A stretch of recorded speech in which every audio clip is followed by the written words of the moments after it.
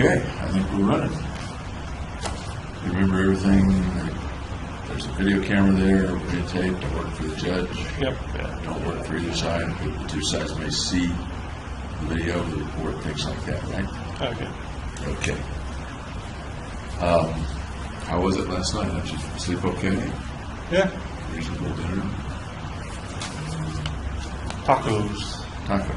Yeah. Is there a regular menu rotation so you can kind of... No, they don't give us a menu, and it's usually different.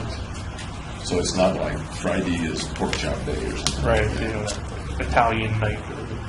Okay. Any thoughts about the things we talked about yesterday? Nope. Things that I may have missed or misunderstood that you wanted to add about yesterday? No. Today, I suspect that we will work long enough so that we don't take a lunch break. Okay. It's not going to go 6 or 7 hours the way Dr. Greer did, but I suspect we'll go for 3 hours or so. We'll take a break to change the media in the camera, and then maybe go another hour or so, and that'll probably be it. All right. Looks like you had a shower this morning. Yep. Shower.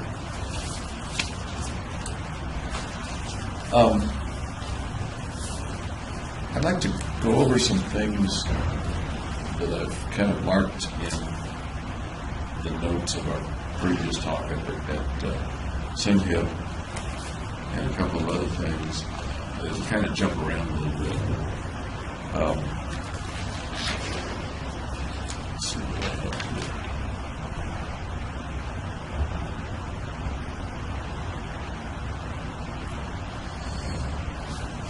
You said you may not have said it directly to him, but Dr. Messner has noted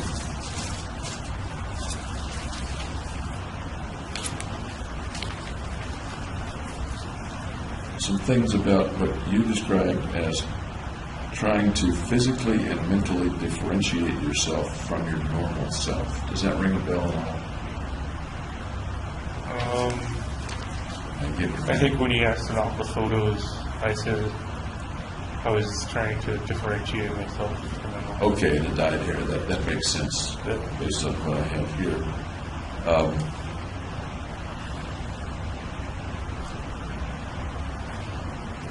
You apparently used the phrase that you were making sure that you were distinct, quote, from my crazy self. Can you tell me what the context of that is in terms of the photos and the diet here?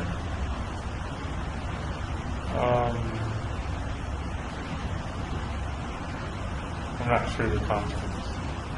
Okay. You were talking about protecting your normal self because, quote, the other me did everything. You said this protection worked because I can blame it on the possessed James. Right, so the contact lenses I have were called possession lenses. That was their brand name or their model name, wasn't it? Just their characterization. A characterization of it.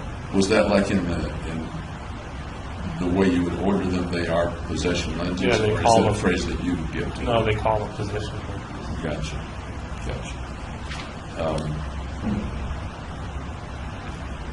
How about the phrase, I can blame it?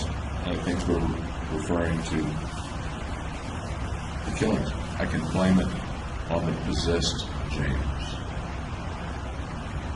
Right, so I can kind of transfer the blame to this kind of crazy self-looking.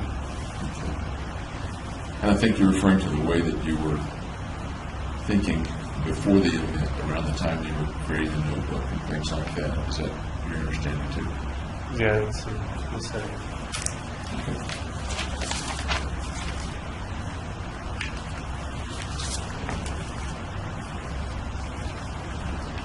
Okay.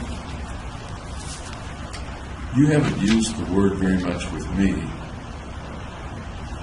but you did with Dr. Messner, I think. No, you did with Gargi in some texts. The word evil. Where does Right, it? I said it wasn't inherently evil.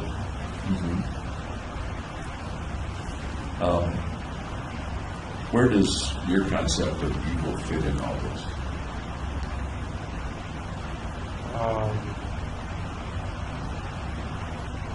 Well, killing people is considered evil. Considered evil by Everyone. everyone, to include you, or not?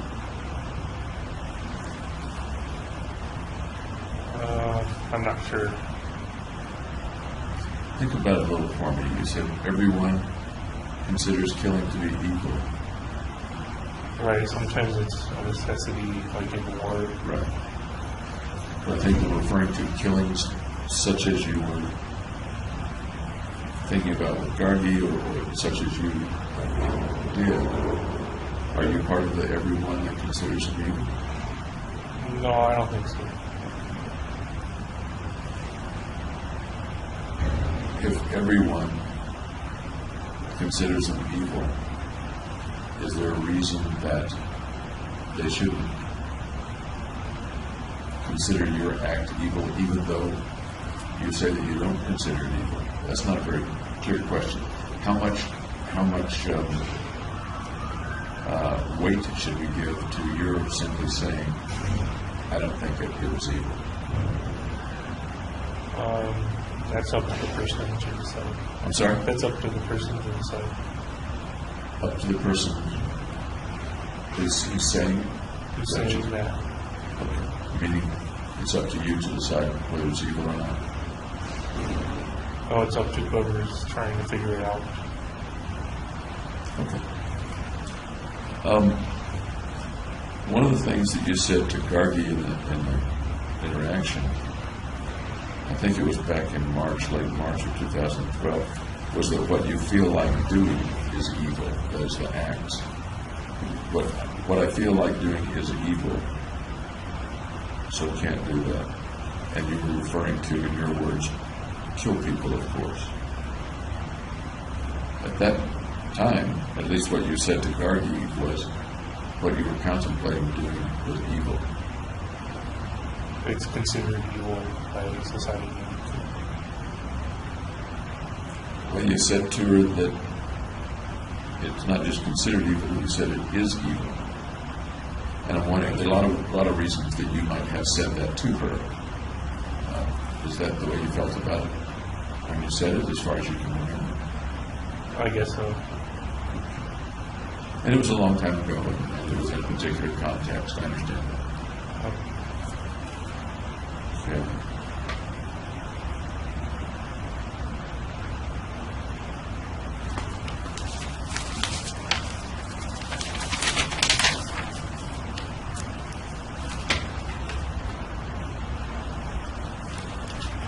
You've referred several times to life in one way or another being meaningless or not having meaning, saying that in one way or another in your writings and things like that. Is that fair to say?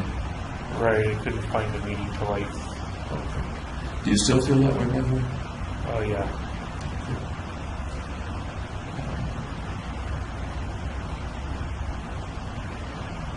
When you were texting to Gargi,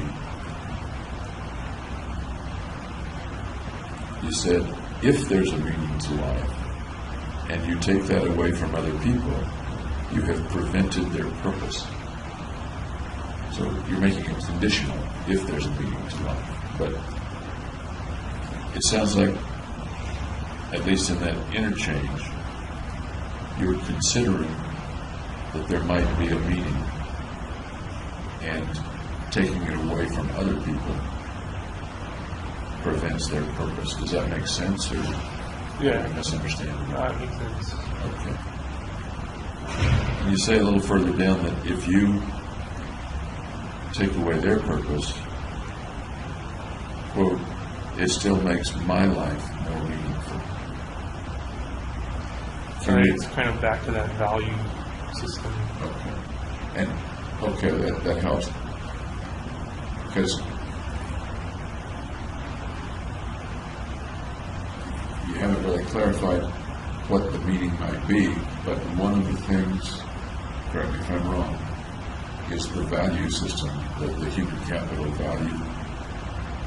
Right. You're talking. Okay. And you're kind of looking at me like a deer in headlights and don't know whether you're following or whether I'm being clear or not. Can you help me out with that? Well, if they have a purpose, you kind of absorb that purpose when you kill them. And do you think, sitting here today, do you think they have a purpose? I don't know what the purpose is. Do you think they have a purpose? I'd say no. As you were thinking about it 2-3 years ago, so far as you recall, at that time, did you think they had a purpose? Even if you didn't know what it was? Could be. I don't remember. Fair enough.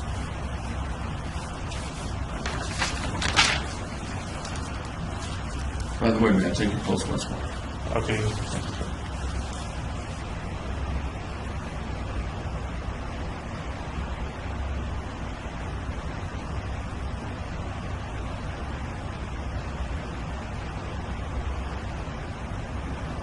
Thank you. Oh, I'm sorry, I keep kicking you. That's the second time I've done that.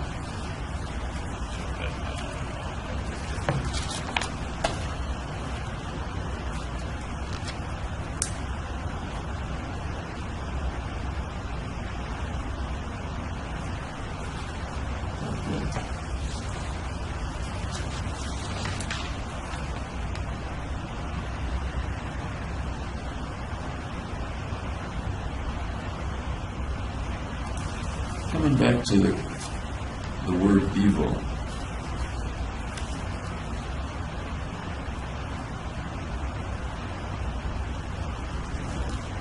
you referred at least once with Dr. Metzner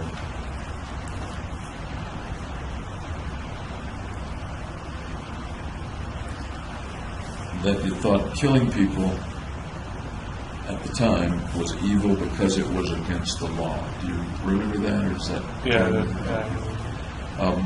Is there any other context in which killing people might be evil except it's just against the law? The other person doesn't want to die. And what would that have to do with it being evil? Is it going against somebody's wishes? I can think of situations where one might go against somebody else's wishes and it wouldn't be evil. Right. It's I don't on a want case to by case. work, but my boss forces me to go to work. Okay. Go ahead. It's on a case by case basis.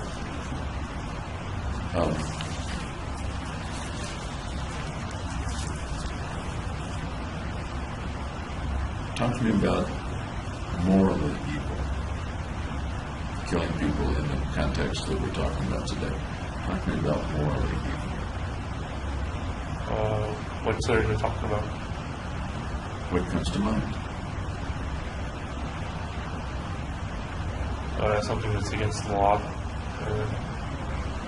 And if you do it, then it's morally evil. I'm sorry? And if you do it, it's morally evil. That's kind of circular, though. What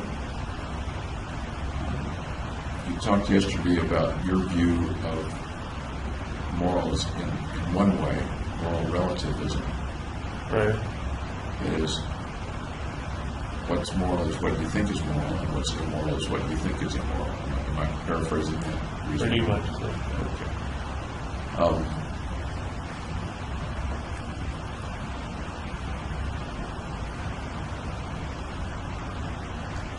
I guess I'm going back to killing people in the way you did.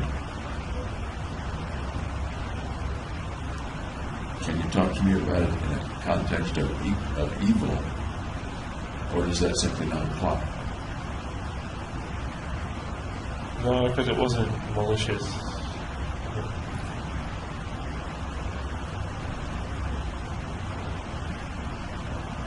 it's not malicious, then what was it? Some other adjectives besides malicious?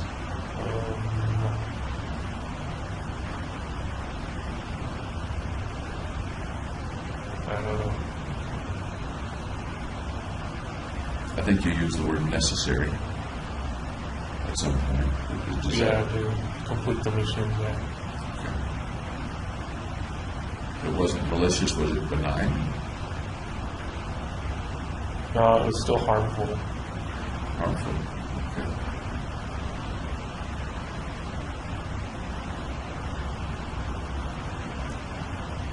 Would you say it was indifferent to the morality of it, or I didn't really consider the morality.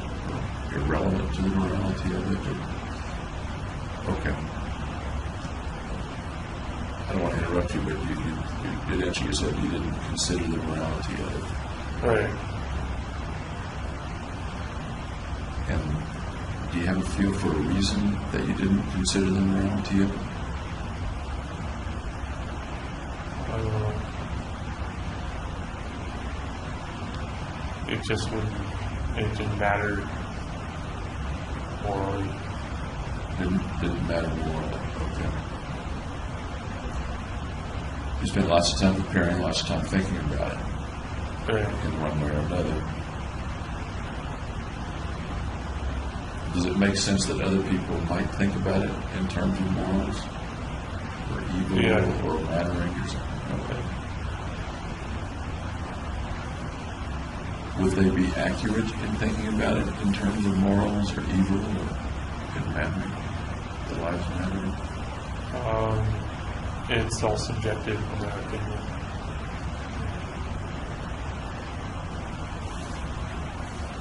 But from your viewpoint, it was simply not something that came to mind. Right, yeah. Okay.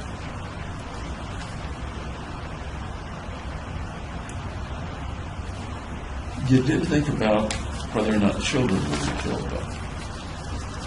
Did you think about that beforehand or just afterwards? Well, beforehand, because I chose a time, and I guess it was PG-13, so. So that was some level of consideration of what was right to do and what wasn't right to do in your mind, it sounds like. I think it's wrong to kill children.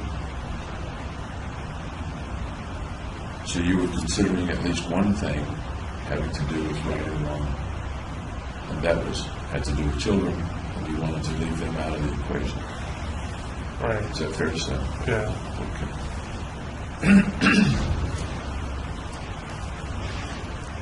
I may have asked you this some time ago. If you kill children, do you still get a point for that death? Yeah, because their lives are valuable too. Do you get any more for killing a child because of perhaps the increased potential or something like that? Not by the system I made. Okay. But you get the credit, if you will, for killing them. But they're the only group of people that you've mentioned so far anyway, for which, in the balance of whether I get the point and whether they matter enough for you not to want to kill them. Is that fair to say? Right, yeah. Is there any other group of folks that, in some way or other, matters, maybe with regard to right and wrong or the moral thought, matters enough that you would not or do not want to kill them to get their point? No, not really. Any particular cutoff for when the child becomes grown up enough to kill? I'd say 12. Well, okay. Were you thinking like that, do you think, 2.5 years ago, or is that something that you kind of thinking about right now? It was kind of after the fact.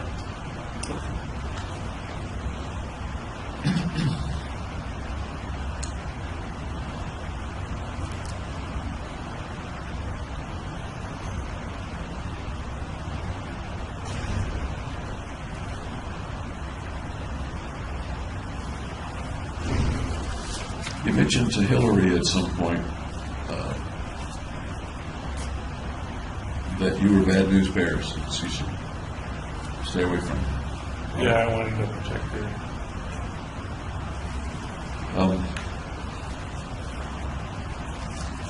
I know it's sort of an off-the-cuff phrase, but what does it mean that you thought of yourself as bad news bears, or were you just kind of saying that as a matter of conversation?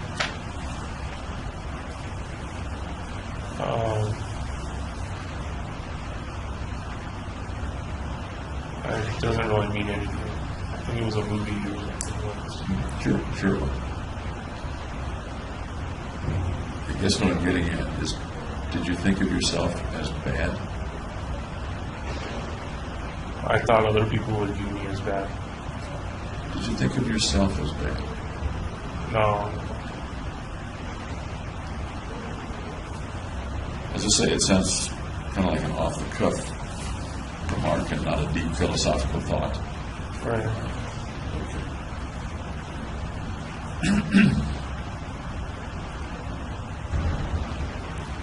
Here's something I asked about a little earlier, actually. The pictures that the people sent you, almost all women, sent you, some of which you put up on your cell in the squares. Right. I think you mentioned to me that they sent those pictures because they were supportive of you. Yeah. Any other reason that they sent you those pictures that you can think of, or that you thought of a couple of years ago? But if they like me or not. How did they know about you? Through media coverage, I think. Through media coverage. Do you think any of them were responding to your internet dating, the adult friend finder? Yeah, I think so. That was also one of the reasons. Tell me how many, all of them, or a few of them, or maybe one or two, knew about you from there. At least a couple, because some said they were on Match, and that they had like a match with me or whatever. So some specifically mentioned that. Yeah. Do you know how long, and you may not know this, how long your profile stayed up on those sites, or on adult friend finder? I know they took them down. I don't know when. Maybe it was up a week. A week since the change. It was up for a while beforehand too.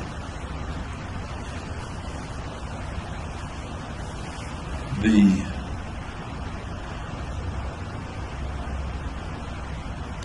one that was up beforehand, it would have been an email sent to your mailbox at the service, rather than something posted to the jail. Does that make sense?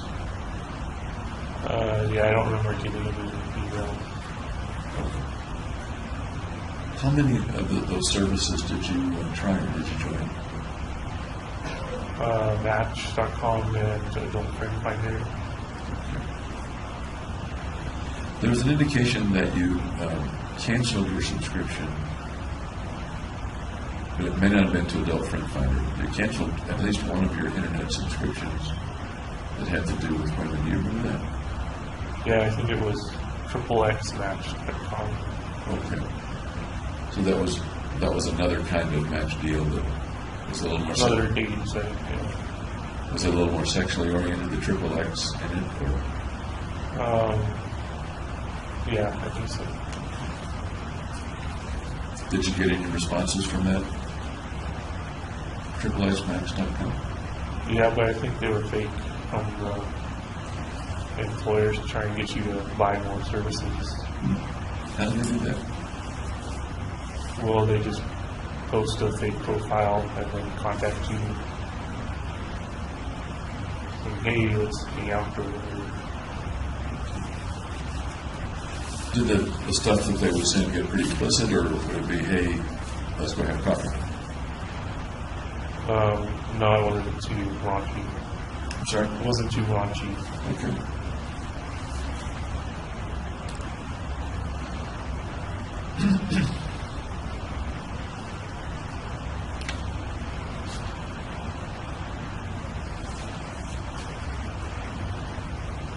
You said to Dr. Messner at some point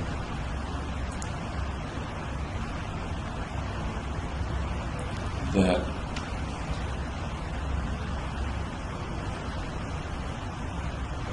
one of the things you couldn't talk to Dr. Fenton about was that you were buying weapons and that you thought you were crazy because killing people is crazy. Do you remember that general? Yeah. And that I wanted to be locked up. Right, and part of me didn't want to do that mission. I think we talked about that a fair amount, about what part of you wanted to be stopped or controlled or locked up, and what part of you didn't. Right, yeah.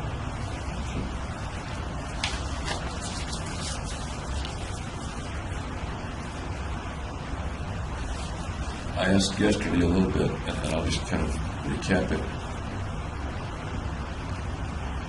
We generally describe those as two parts of the same person, kind of wrestling inside, and not as two separate people.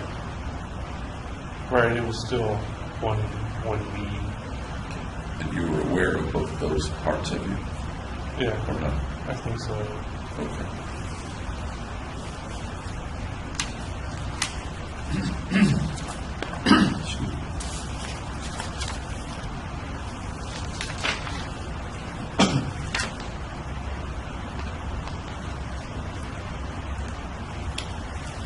We've talked a fair amount about your thoughts that one of the reasons that you had to carry out the mission was so that you wouldn't commit suicide. To save your life, sort of. Yeah, yeah. Okay. Or at least to help with the depression. Right. But suicide figured in there, the potential for suicide and preventing you from being that depressed. Am I right? Right, yeah. Okay.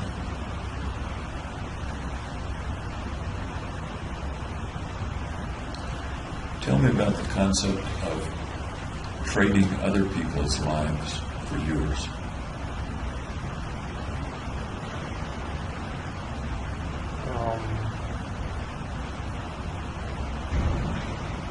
I'm not sure what you mean. In order for you, according to what you said, in order for you to have a likelihood of not committing suicide, Right. then you were willing to kill multiple other people to get that chance. That's what I mean by trading other people's lives for yours. Yeah, it's part of what I did. I'm sorry? It's part of what I did.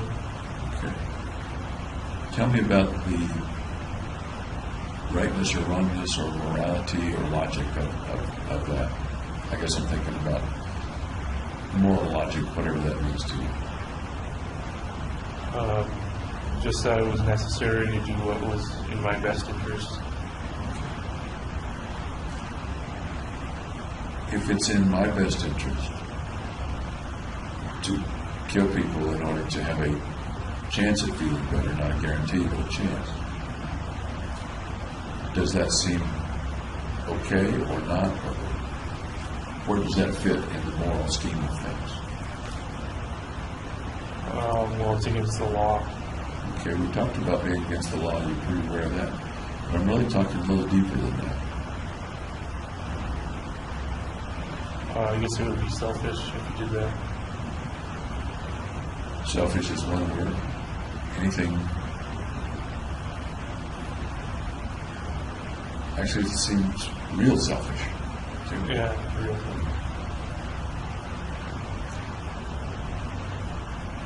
It almost sounds, and I'm not saying it's the same one, like, I want a thrill, and killing you would give me a thrill, so it's okay to kill you in my mind.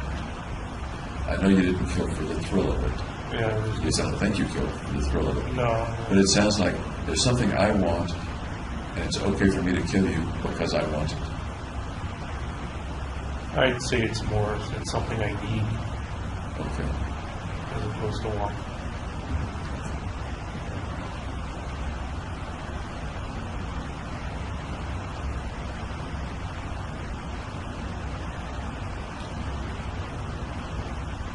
Prior to the killings, you've not given me any indication that prior to the killings, you ever considered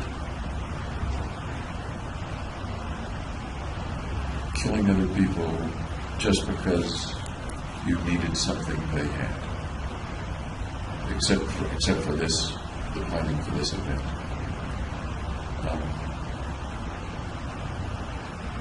You've not struck me as that selfish, except in this instance. Okay. Does that make sense, or it's kind of a vague statement, I guess? No, it seems to make sense. And another point, I mean, one of the notes I have in the margin of that is question mark, trade other people's lives for his.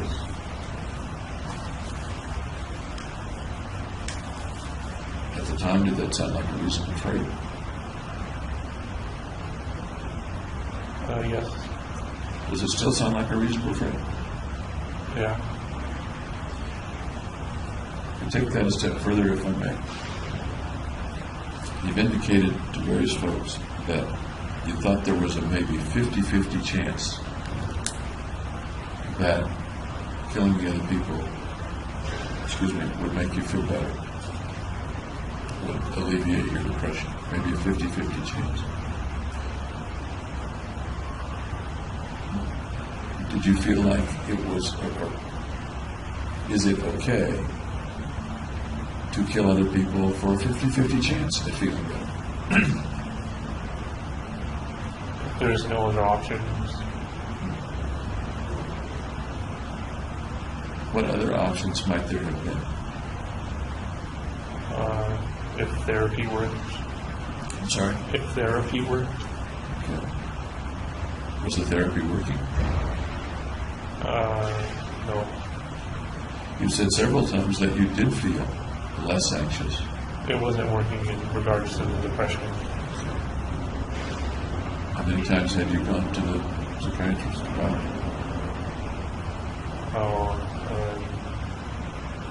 5 to 10 times, I think. Think you gave it a fair chance?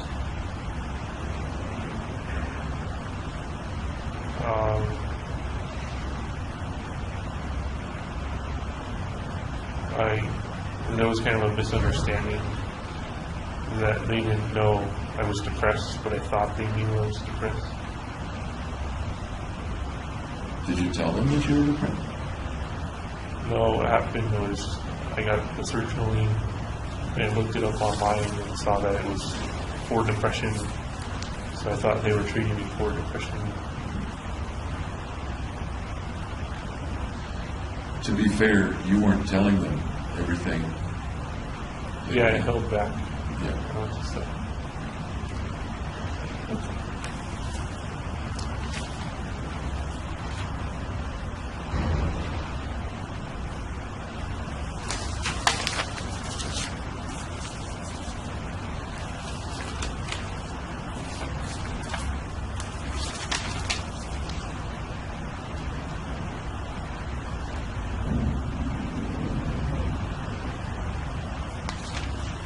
You hoped that the treatment with Finn would give you an alternative. Is that fair to say? I think that's kind of what you just said.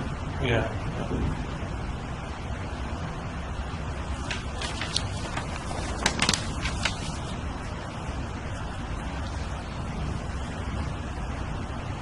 Why would it have been helpful to have an alternative? Here's what I'm thinking as I ask that.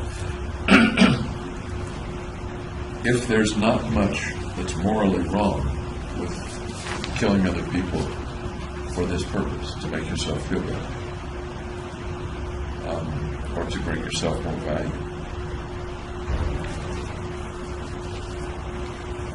why would you bother to hope that Fenton might be able to change that?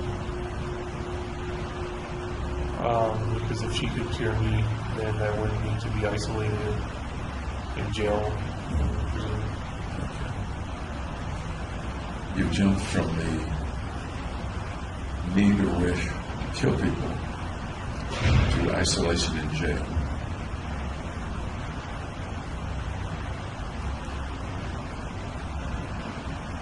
That's taking my thoughts to isolation in jail, the wish to be isolated in jail, being a reason for killing. Yeah, to be isolated. I'm sorry? To be isolated, not necessarily in jail. But as we've said, I think many times, the very predictable end result, consequence of this train of plans Is of being mission incarcerated. is being incarcerated, either being dead or being incarcerated. Right. And as you said, the chances of simply escaping were very minuscule. Right. Okay. Let me shift gears again. I want to talk with you about the phrase dysphoric mania again. Dysphoric mania. I don't think you ever brought that up with Dr. Finn. I don't see it in the notes. I don't recall seeing it in the notes. But you described that as one of the things that you're pretty sure was present Right. during that period for a long time. Tell me again what dysphoric mania was to you, what it felt like. Well, that goes back to the feelings of hyperspeed and invincibility. It was like the manic symptoms. But all the while I was still depressed, so it was dysphoric instead of euphoric. About how long was it that you had those periods of what you're referring to as the dysphoric mania? I understand they came and went. Sometimes, I think you said 2, 3, 4 times a week. Do I remember that right? It sounds right. Over what period of time did you have those episodes? I think until I started the antidepressants or anxiolytic, and then it was only depression and not mania anymore. Let me see if I understand you right.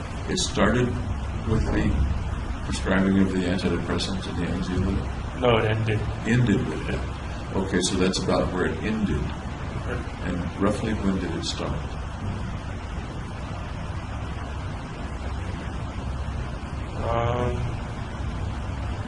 No, actually, it started at the advent of the anxiolytic.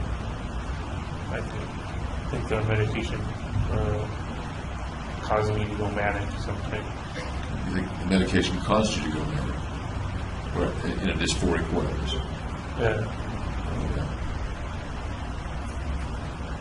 And I recall you're saying that it stayed roughly the same for a period.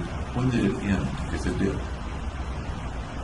I don't think I'm manic anymore, but I'm not sure what time it is. Okay. Did it continue until the shootings, at least?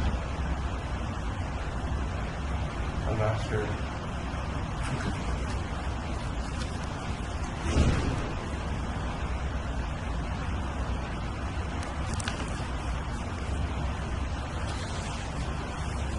Any questions about the stuff we just talked about? Any expansion of that? No.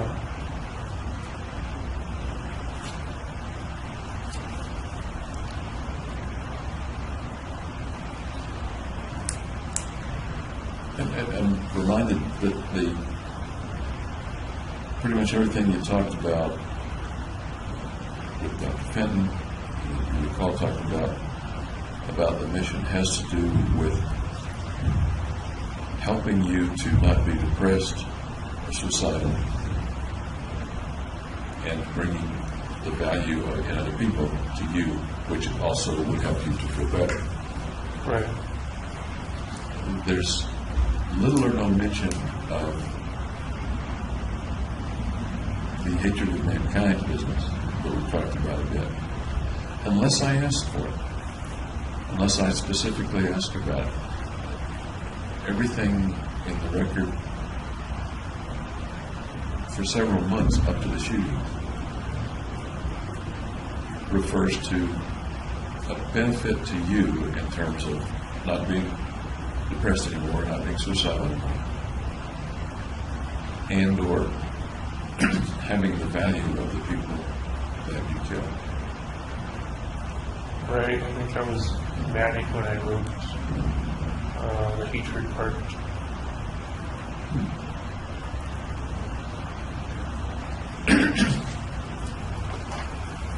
And you have talked to several people about the hatred part at other times in your life.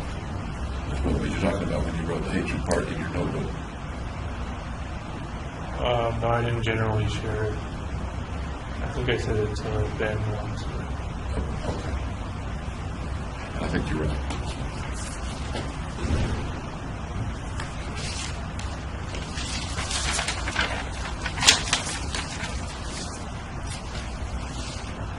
I'd like to go now through some questions I had about the time we spent together at Synia.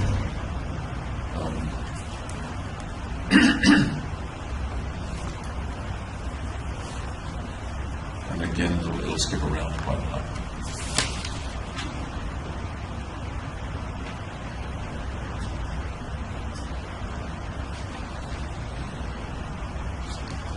We talked a lot about your relationship with your family, about your family supporting you.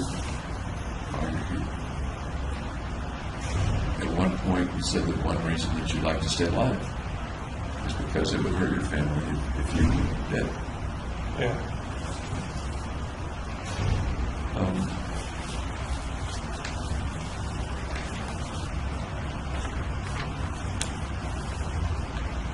Are there times when you get kind of emotional thinking about your family? Mother, dad, sister? No, not really. Not even when you're by yourself? In the cell or at night?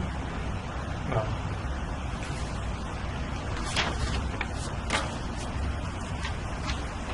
I think you mentioned that occasionally you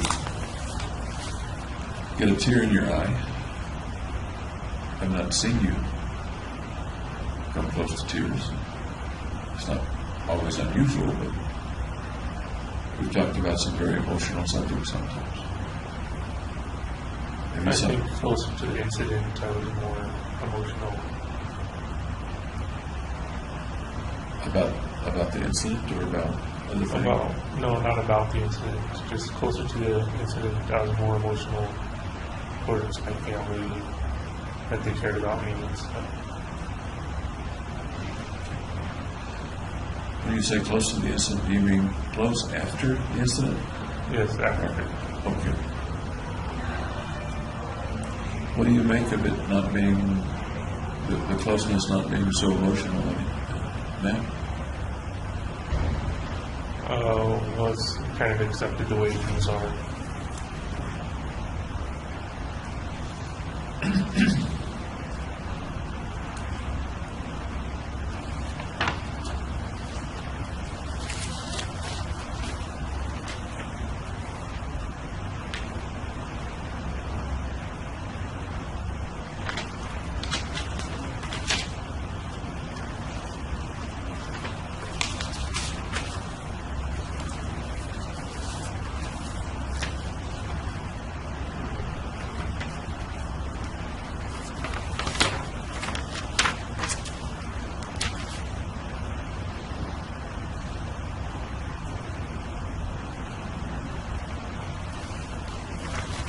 I think I asked you yesterday how much you look forward to hearing from your folks who are on your dad.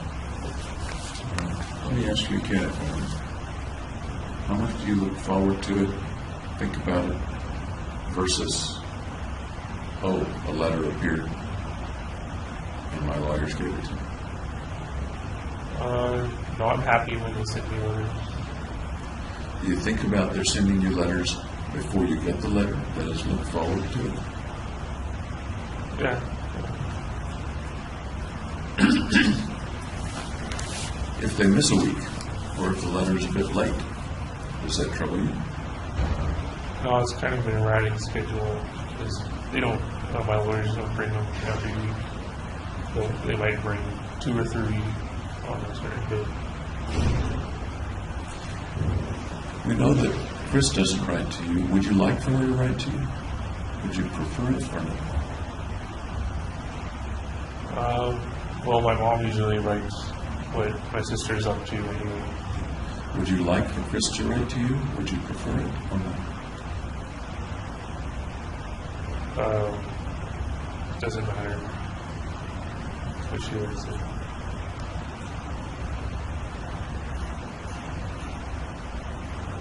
That sort of sounds like she doesn't matter. How she thinks about me doesn't matter. Whether I'm in her mind doesn't matter. Whether I'm in her thoughts doesn't matter. Is that close or not close? Not close.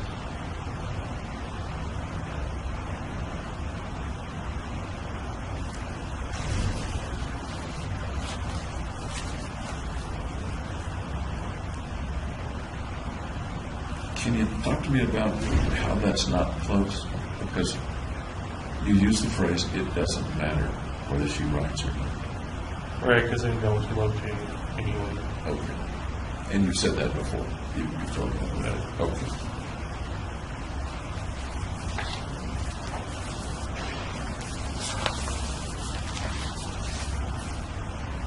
If I know someone loves me, whether they write to me or not, I still might like to hear from them, prefer to hear from them versus not hear from them. Right, if I had a choice, I would want to hear from her. Okay. With the choice you want. Okay.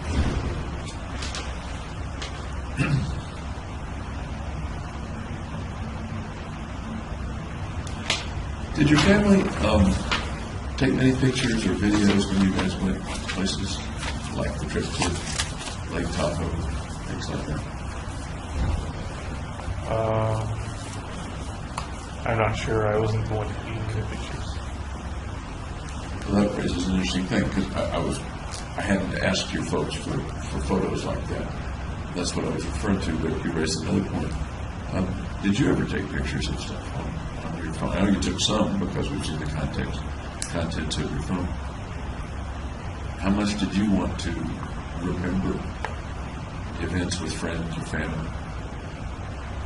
I didn't take that many. Maybe 10. Do you think about those events now? Do you enjoy remembering them, or is it not particularly important to you?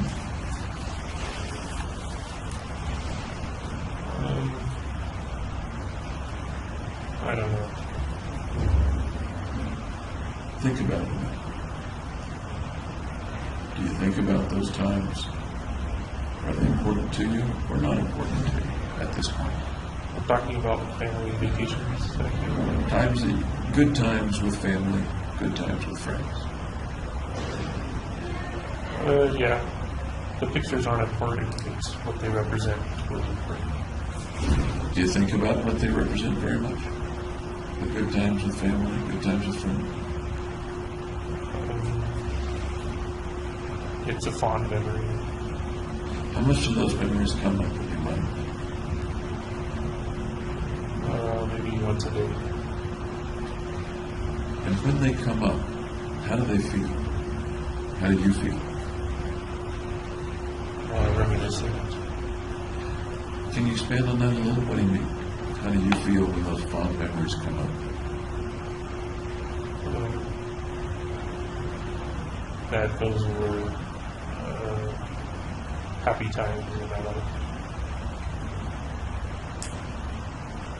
How else does it make you feel that those were happy times? it also makes me remorseful that I won't have new fond memories either. So you anticipate not having, I think you said, any new fond memory? Oh, yes.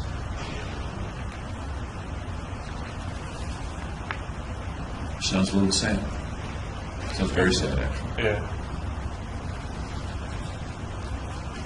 Might you tear up a little when you're by yourself and think about that, those fond memories? I used to, but not anymore.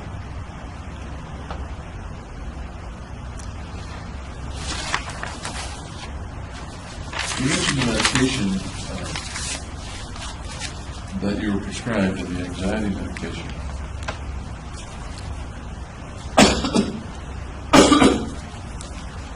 I saw a note, or actually, my assistant typed that you had taken Xanax, and I don't recall you mentioning Xanax. I don't recall it either. Okay, I think it was a typo on her part, or mishearing something. I take Zantac Zantac, that's where she made this. Zantac. for indigestion. Gotcha. That explains it. Thank you.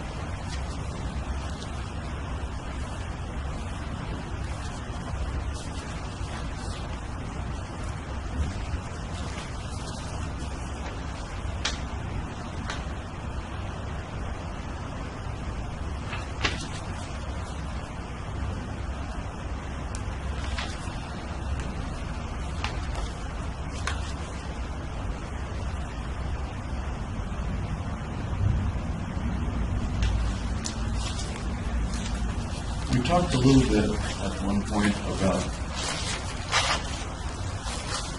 the reason or reasons that you stopped shooting and left the theater. Can you reiterate for me a bit, why did you stop? I felt I shot enough people. And the other was the weapon jamming. Those are the two things that I recall as well. The weapon jamming, and you couldn't unjam it easily. Right. And you felt that you'd shot enough people. Although you still had a handgun and many rounds Right. with you. Did you feel that you were in danger? No. Okay. So that wasn't part of the reason that you left at that point. Okay. Do you remember how you left, the process that you went through when you said, in one way or another, I'm going to leave now? What happened? I just walked out the emergency exit door. You walked. Yeah. At some point, you were up the aisle toward the entrance Right. under one of the lines. That's where I walked from. Okay, so it's a fairly long walk. Not really. Now, do you get half of the auditorium, give or take, or around my head, or not? Didn't seem very long. Okay. You walked toward the exit. Walked fast, walked slowly. Give me some adjectives or adverbs about how you walked. Just a normal walking pace. As you walked, do you remember looking around? Yeah, I looked back at the theater seats, and no one was sitting in them. They were all crouched down behind the seat. As you walked out and looked around, did you think that someone might be dangerous to you, rushing you or shooting at you or anything like that? Or were you just No. moseying out of the theater? I was just walking out of the theater. I remember you mentioned looking back and there was a guy in the front row smiling. Right, yeah. Any other thoughts about his smiling?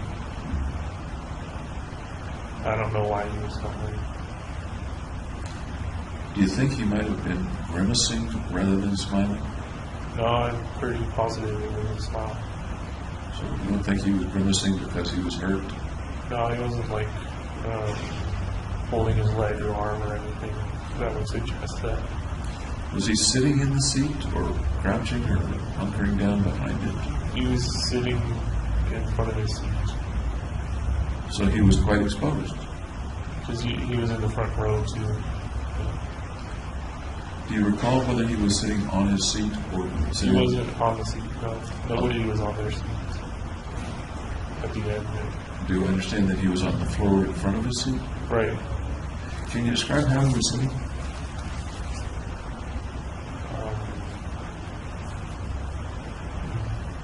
Just with his legs to the side, kind of leaning against the seat. What makes you think that he wasn't wounded? He wasn't, didn't look like he was in pain at all. But he was pretty exposed. Right? Yeah. Did you think about shooting him? No. What do you make of that? That it probably would have been really personal to shoot a person who's smiling at you. So from the time you started walking, did you fire at all on your way out? No. Did you have your handgun out, or I had the assault rifle and I was trying to put a magazine in. was the handgun in your hand as you walked to your window? No, it was in my belt. In your belt.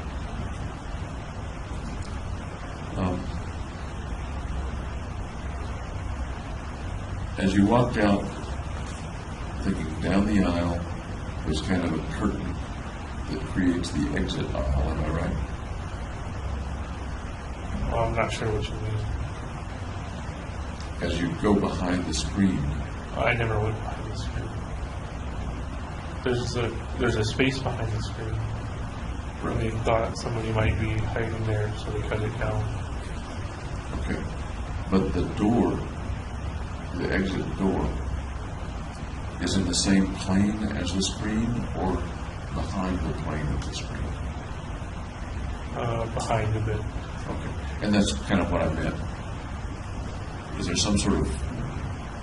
There wasn't like an obstacle in the way. Okay. Did you see anybody in front of you as you walked in?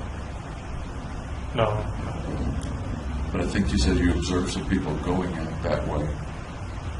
Yeah, like Earlier. 4 people carrying one guy. Any idea what happened to that guy or to those 4 people? There were so many. I'm sorry? There were so many injured. I don't know quite any. Did you notice the blood outside the door as you left? Yeah, there were blood smears. Did you think anything about that blood or what it might have been due to? Well, the guy they carried out got shot. Does that raise any thoughts about what happened to him? What was going to happen? I thought he would be taken for medical assistance.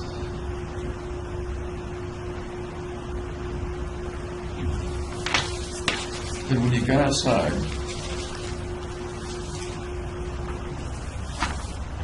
as I understand it, at some point fairly soon you saw 2 officers facing away from. They looked at you and then they walked away from you. Is that right? Yeah. Okay. And why do you think they walked away from you? Because I think they thought I was SWAT or a policeman. Okay, that's my understanding too. They're walking away. You have a handgun. Right. And correct me if I'm wrong, you thought about shooting them but did not shoot them. Or is that not quite right? No, that's pretty accurate. And tell me about the reasoning at that point in which you didn't shoot it. Well, I considered the mission over, so by that point. Did you consider that it might be dangerous to shoot at them? Yeah, I also didn't want to get shot back. So But one of the factors was you considered the mission over. Right. How did it feel to consider the mission over? Do you remember the feeling, the visceral feeling, anything like that? Relief. Tell me more about that. When I was finally done doing the shooting. You used a phrase in another context that you had accomplished your mission. Was that a feeling at that time, or did that come later?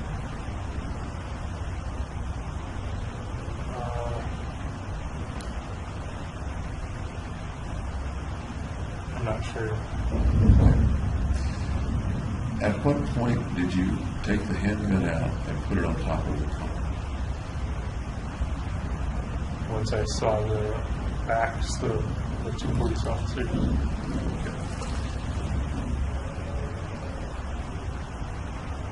Just to clarify my own thoughts and not overthink something.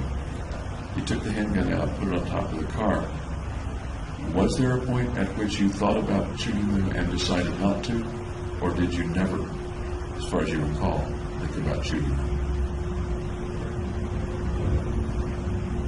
Well, I figured if they shot at me, then I would have easy access to the handgun to shoot them back. But otherwise, I didn't think about shooting them. Okay.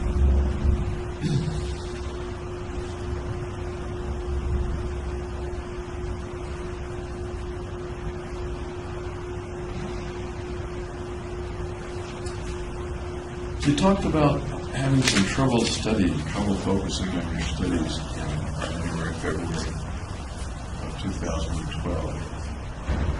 And when we talked, you attributed that to being depressed.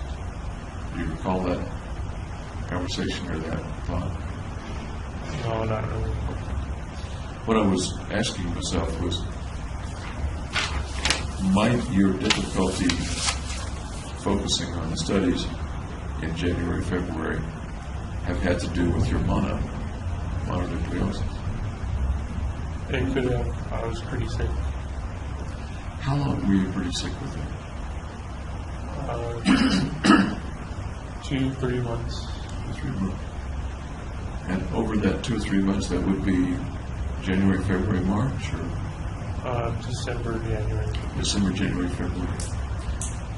When you say pretty sick, can you describe again for me how you were sick? Fatigued, and coughing, and having a sore throat. Were there very many days when you couldn't go or didn't go to class or lab? No, I still went to every class and every lab. Every class and every lab.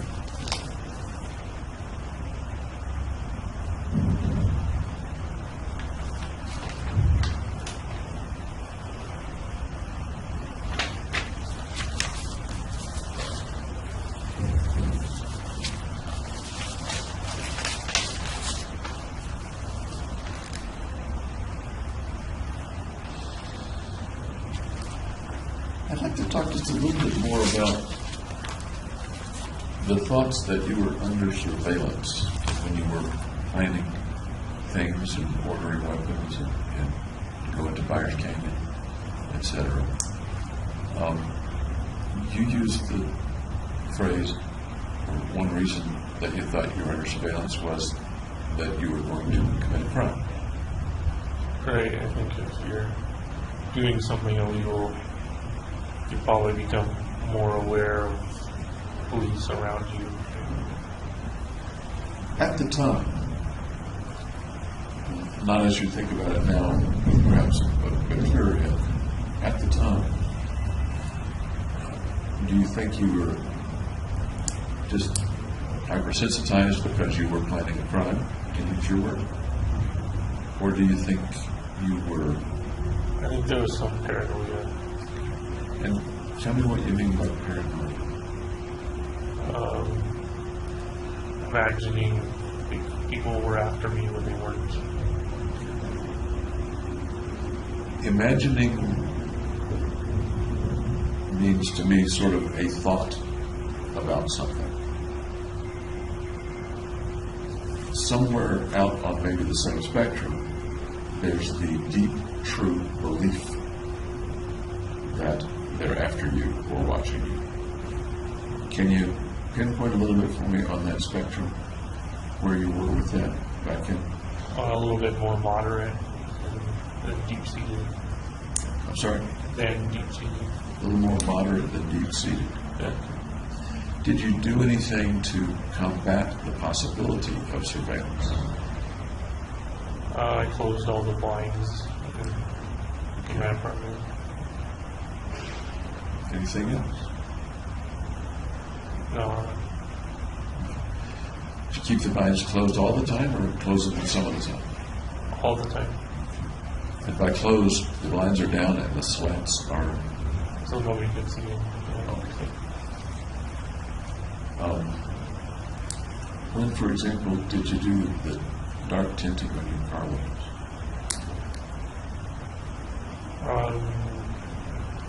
When I bought the stuff before I bought the window tinting before I installed it, like a week or so before. And did the idea have to do with preparation for the mission, or did you just like tinted windows? It was in case anybody walked out in back of the theater, so they wouldn't see. So it was specifically about the mission itself, not about what you might have been carrying in the back seat in the weeks before the mission. Right, I didn't install the window tint until like just before the mission. Okay. Any other things that you did that were to combat the idea of surveillance? No. I think you mentioned that in your web searches, your online purchases and things, you used your real name, your real credit card, you didn't use a proxy server. Is that right? Right. You know what I mean by a proxy server? Just another server that kind of would mask the server I was using. Yeah. A way to mask your identity on the web.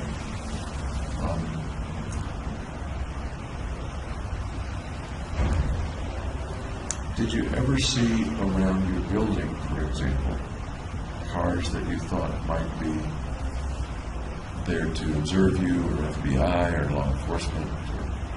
I saw law enforcement, but there's a bar like right across the street. In between. Did there ever come a time when you were pretty sure that the car was there for you and not for the bar?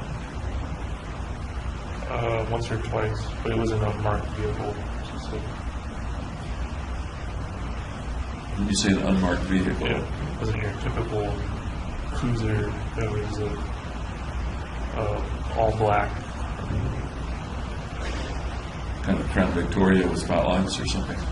Something that really looked like an unmarked vehicle, or something that you, looking back on it, may have imagined was an unmarked vehicle? Something that I imagined was. Looking back, are you pretty sure it really was an unmarked vehicle or not? I'm not sure anymore. Okay. Where were those cars parked on those one or two occasions that you described? Across the street. Across the street. Relative to your apartment, would that be a good place to observe or not, or more logical to think of it as with the bar?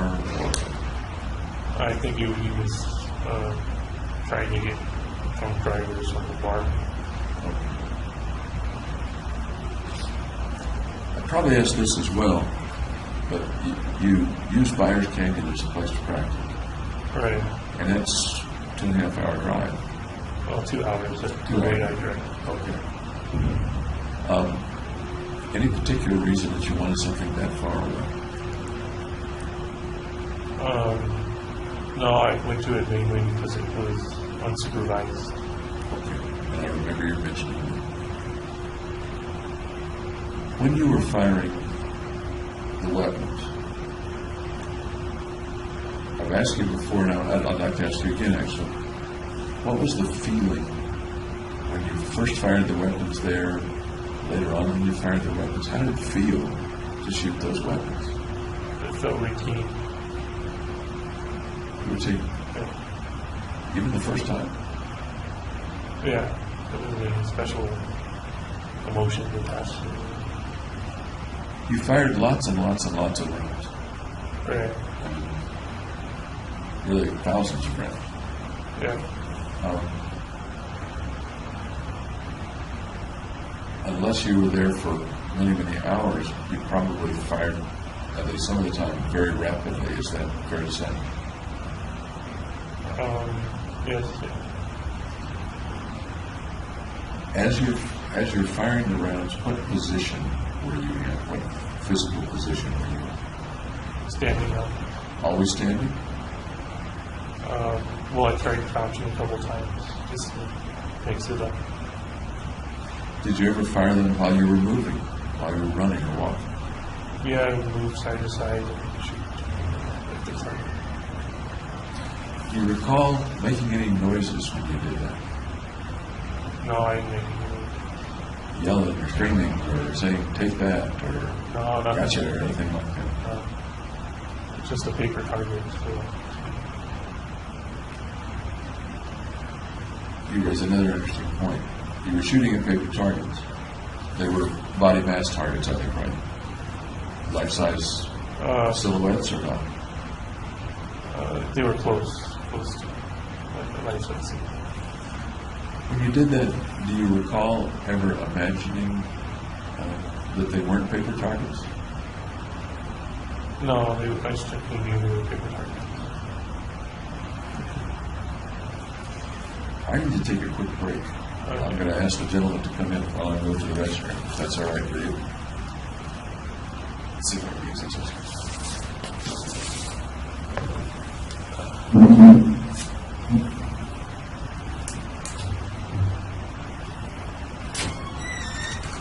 Stop it for just a sec. My coffee's catching up with me, guys. I need to step in.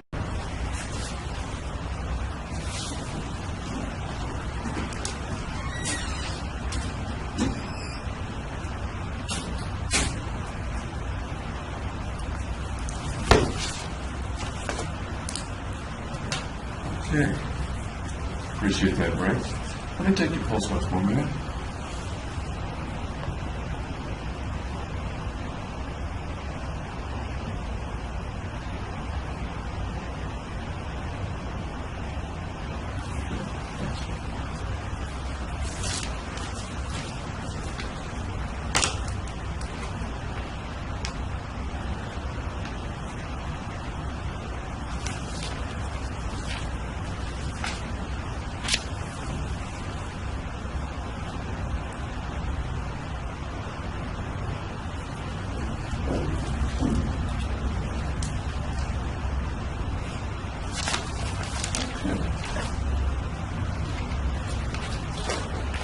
Any questions about anything we talked about before that? Nope.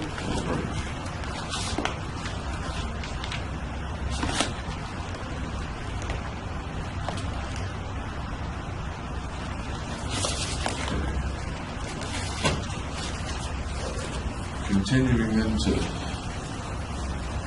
kind of go through some of the things that I thought about after our last meeting.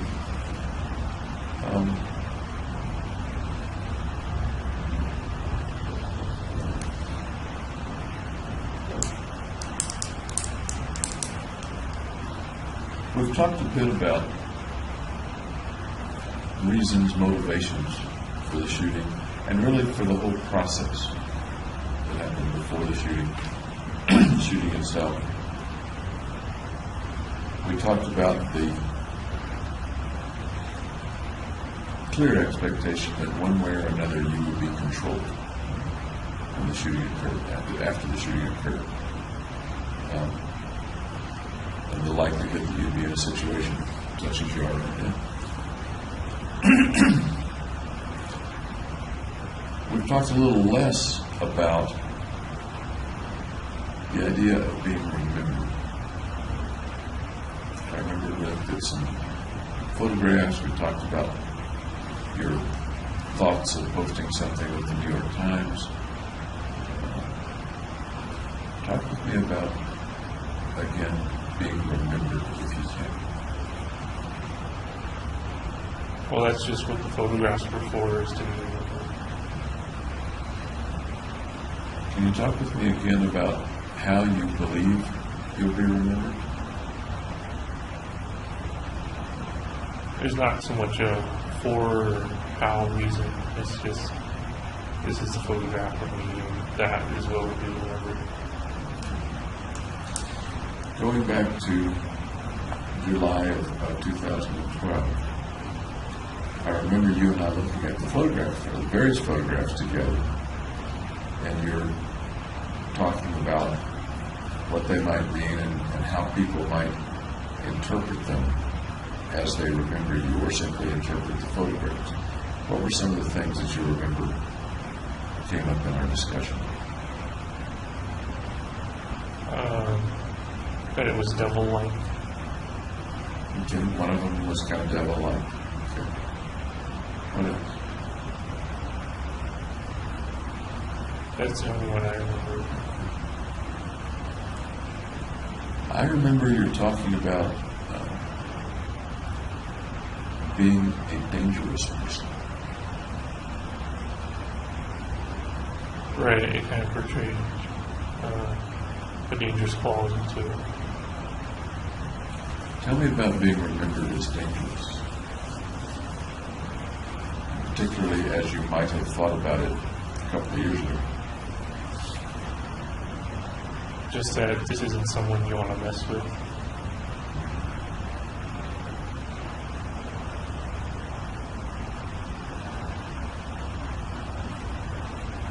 What does that bring to mind? I'm not sure. The first time you bought a gun, actually your first purchase was a taser. Taser, no.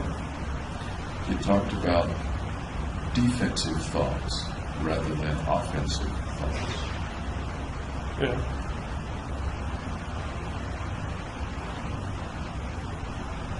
You're in a position, in a situation now that have in another way something to do with not wanting to be messed with. And we talked about fantasies that you might be killed. Right, yeah. But I'm really referring to back in June, July of 2012. What kind of a person doesn't get messed with? Tough guy.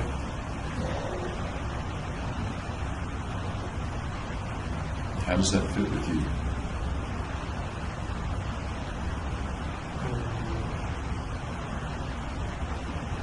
Well, they were kind of frightening pictures. How does that fit with you, Jimmy Holmes?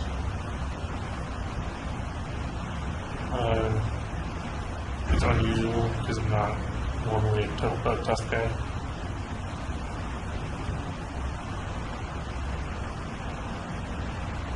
Go ahead.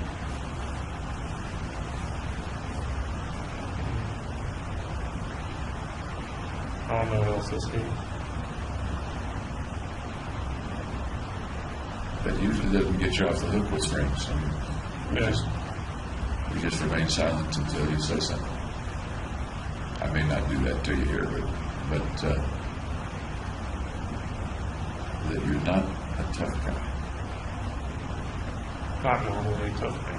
Not normally a tough guy. In what context or situation are you a tough guy? In the context of the shooting.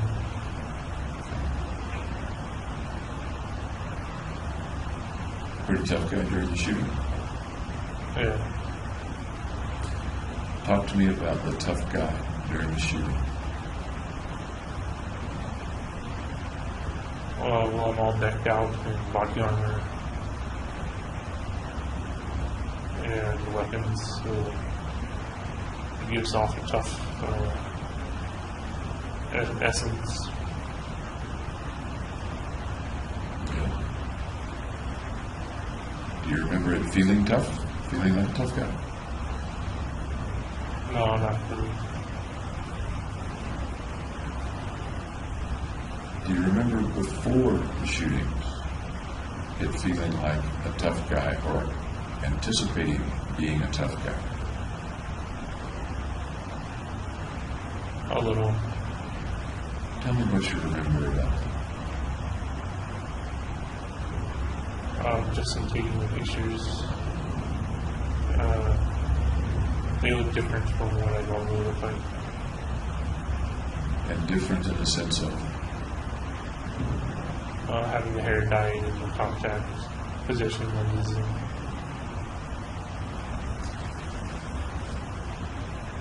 The regalia is real clear to me as real, in the room, tough guy stuff. The contacts, particularly with the name of the contacts, possession contact lenses, and to some extent the hair, says to me something different from solid, I can reach out and touch the tough. Does that make any sense?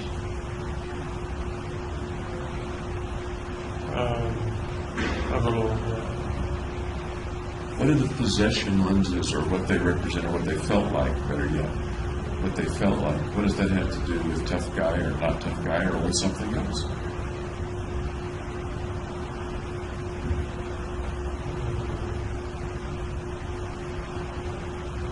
I'm not sure. What comes to mind?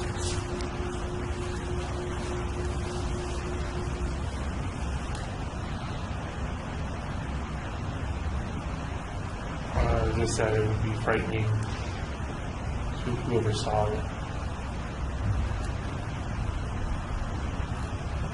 Did anybody ever see you with the contacts on? No, only through the photos. Only through the phone. And it would be frightening to whoever saw it. Yeah. Frightening in what way?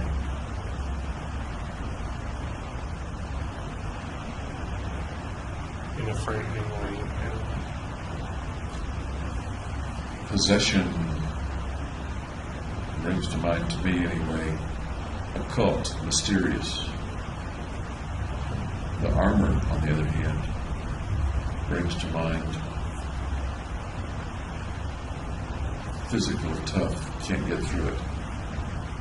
So yeah, the lenses are more psychological toughness. Where does the hair fit in? Or was it just a fluke kind of, I'd like to dye my hair, I want to change things? I didn't really have a reason for dyeing my hair. Looking back on it, when Ben dyed his hair, he says, I just wanted to change. He's dyed his hair many times, he said. Was that close to your concept of dyeing your hair, or was that quite different, so far as you can recall, from the reason that you dyed your hair? Well, it certainly was a change, because I never dyed my hair before. Do you remember having anything in mind about dyeing it, or about the color itself? Well, red suggests bravery.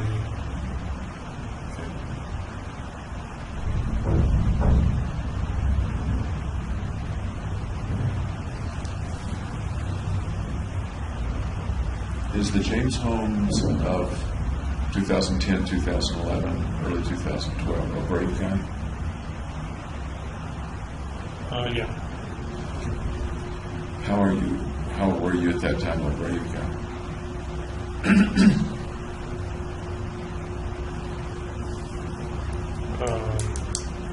I was moving to a new state, in a new area. I'm sorry. I was moving to a new state, and I was doing new things.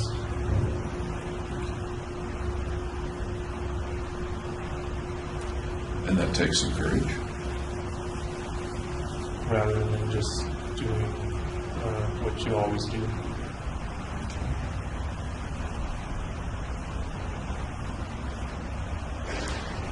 Was the James or the Jimmy Holmes of 2010, 2011, early 2012 a frightened guy, a scared guy?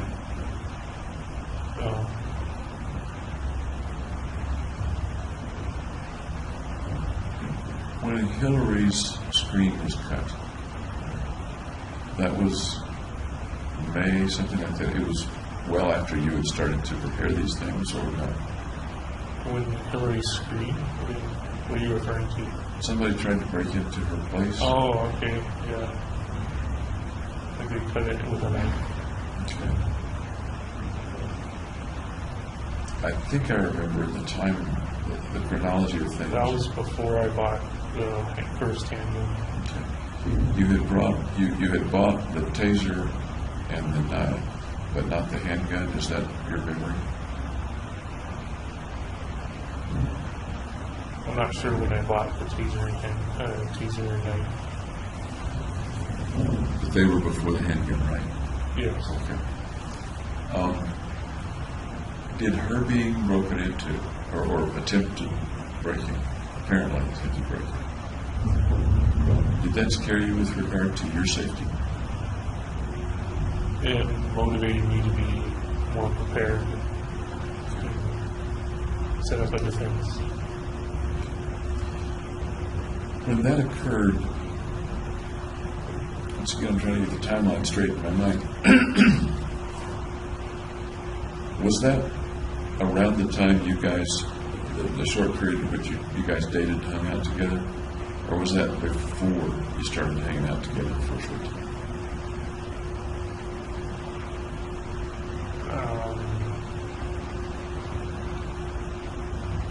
I don't remember the context in when I heard it. Okay.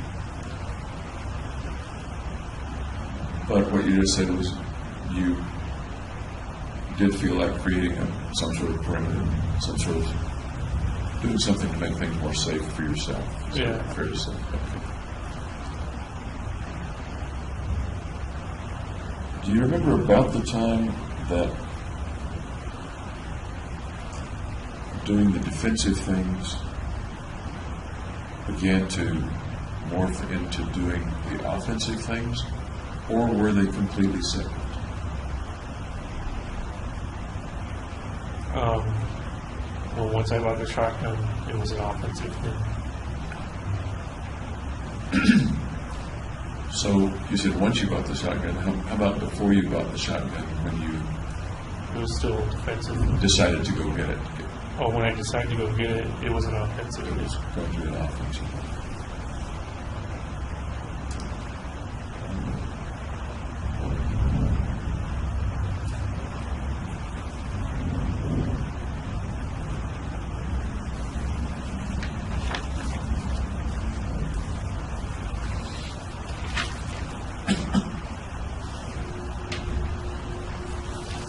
We talked a bit at Simhip about some of the people in your family that have passed away.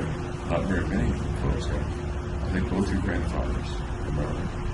And grandmothers.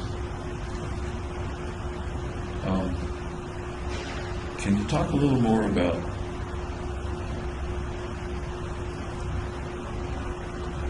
the death? For some reason, I have circled your mom's father who passed away when you were little, I think, right? Yeah.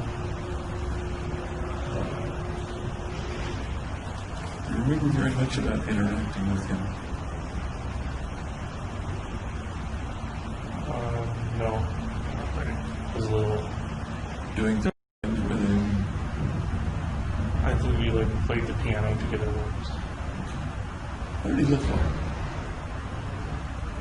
Barrel chested, average height. Nice guy. Yeah, And you played the piano once together. I think so. Did you learn to play piano when you were a kid? I took lessons, yeah. Did he play the piano? He had a piano, so I assumed he could. Do you know anything about him beyond that? What he was like? What he enjoyed doing? No, I was too young. Have you learned anything about that as you grew? No. Are you curious about your grandfather or your other grandparents?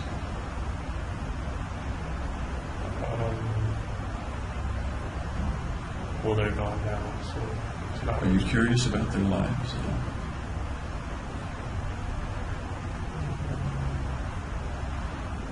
Not really.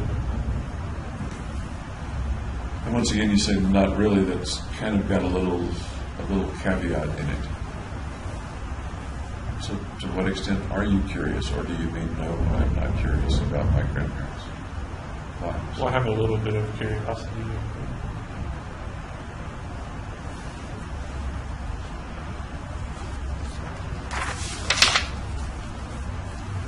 Do you have any thoughts about any of them that they may have been, or wonder if they were, people who did bad things, killed people, broke the law, beat their wives? No, they never did anything of that stuff. Do you have any fantasies or thoughts that they might have, or concerns that they might have done bad things? No. How about your parents, mother or dad? Any concerns that they've done bad things in the past? No, they haven't. At least that they've told me.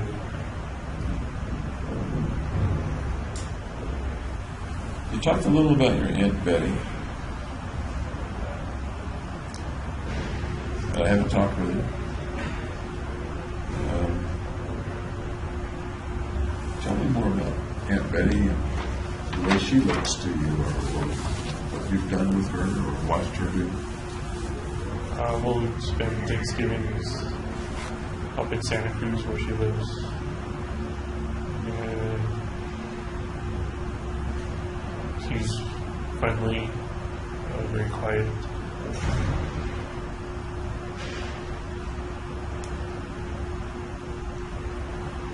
Anything else about Aunt Betty, or things that you may have done or observed about her? Nope. You mentioned that you think she may be schizophrenic, or she is schizophrenic, or something like that. I think I found that out when my parents told me, either when I was in jail or just before.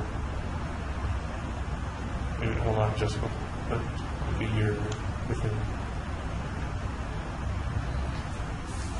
Any idea what medications she takes? And I don't know.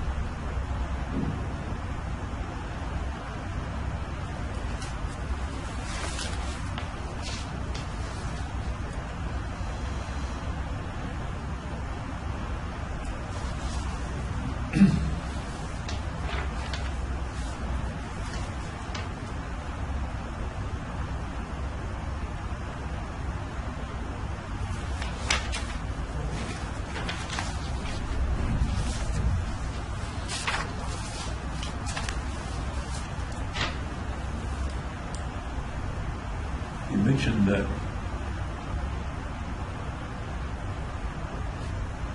the offensive thoughts about the weapons came before you got the shotgun. That is, you got the shotgun with offensive thoughts, not defensive thoughts. Right. As far as you recall, was it just offensive thoughts, or was it also a defensive weapon? I think it was both. One of the things I asked a few minutes ago was, were the defensive purposes of doing things, safe perimeter, the taser, etc. Did those somehow evolve or develop into an offensive purpose, or were the defensive and offensive separate? I don't think I heard you say whether or not they were separate.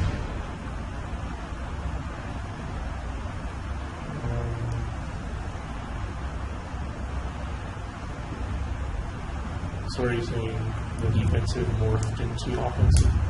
I'm saying I'm not sure.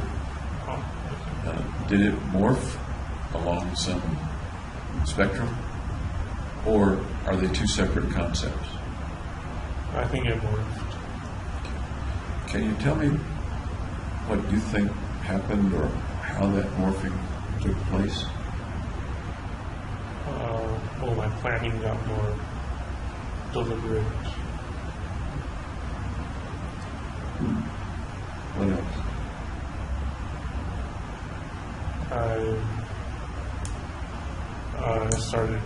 I got committed to the mission. You got committed to the mission. One doesn't get committed to something until the thing exists, that is, until the mission exists. When did the mission come up? When I bought the shotgun. When you bought it, in anticipation of buying it, the mission was there and you decided to buy it. What was the order there, if you recall? The mission got real, and then I decided to go buy the shotgun. Okay. The mission got real and you decided to buy the shotgun. What do you recall about the way in which the mission got real? The situation, the general time, how did the mission get real? If I were watching something evolve into something else, can you picture that for me? Well, I just started having realistic thoughts of a group of people getting killed instead of mankind getting killed. Okay. A group of people, realistic thoughts about a group of people getting killed instead of mankind getting killed. Let me start with the realistic. Had you had less realistic thoughts or abstract thoughts about a group of people being killed prior to that? Yeah. Okay. And I'll take a little note here so I don't forget.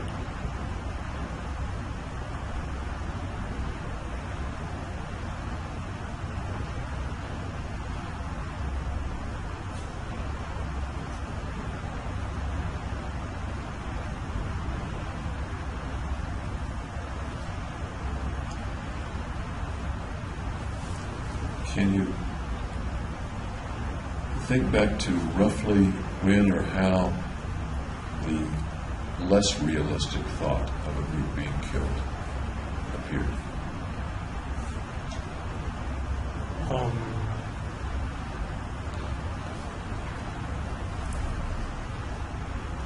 Like early teens.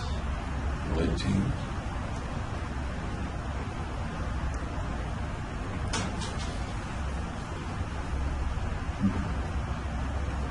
Did that less realistic kind of thinking about a group being killed continue from your teens up until it became more realistic? Or was there a break in there? Was it relatively continuous? It was continuous. Okay. Then at some point, sounds like in early 2012, those thoughts became, in your words, realistic. Does that make sense? Yeah. Can you describe the realisticness of those thoughts?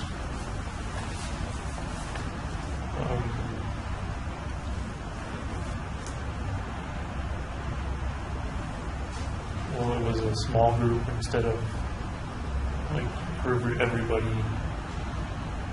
So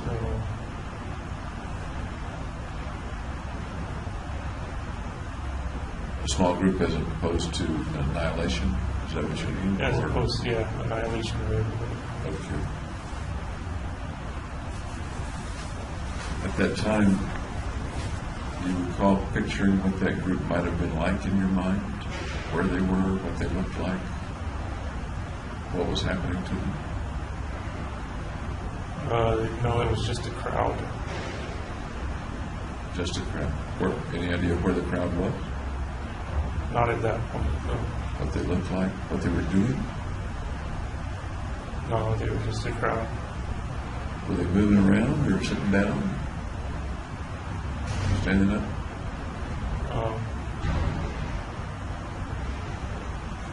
I don't remember. Okay. And if you don't remember, that's just fine. Moving toward you, moving away from you.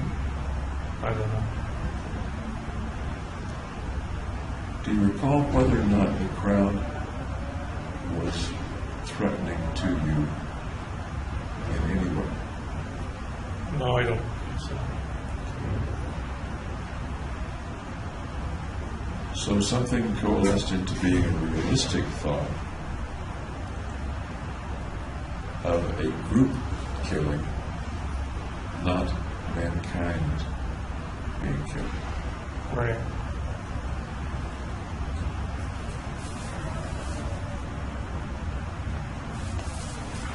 I'm not sure I'm asking this before. Did you ever have relatively concrete thoughts about actually annihilating mankind? No, they were just an abstract thing. Well,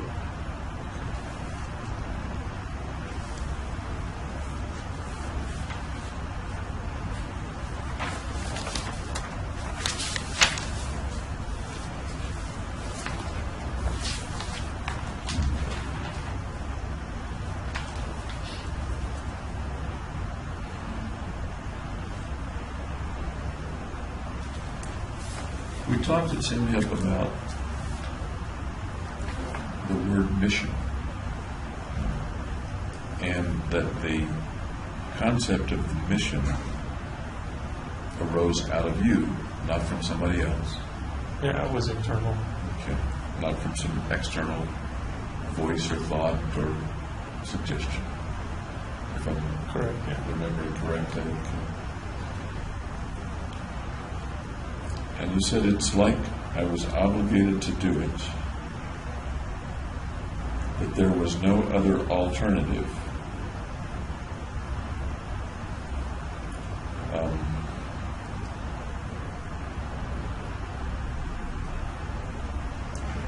I asked you at the time about the possibility of other alternatives, and I'd like to hear about that again. There was no other alternative. Well, that worked. There was therapy, but it didn't work. That's a pretty dichotomous alternative. Kill lots of people, go to therapy. Is it, what other things might one try? Not necessarily you, but what other things might one consider in order to, well, one of the things you talked about is to deal with the depression, your suicide feelings that you believed you had.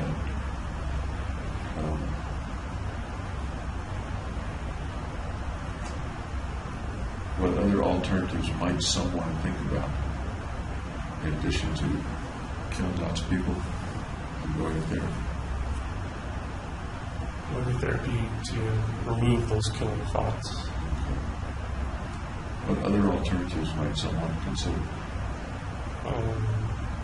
Discussing it with friends.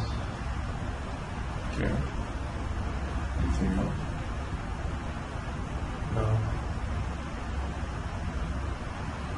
Does that seem to you a pretty black and white way of viewing it?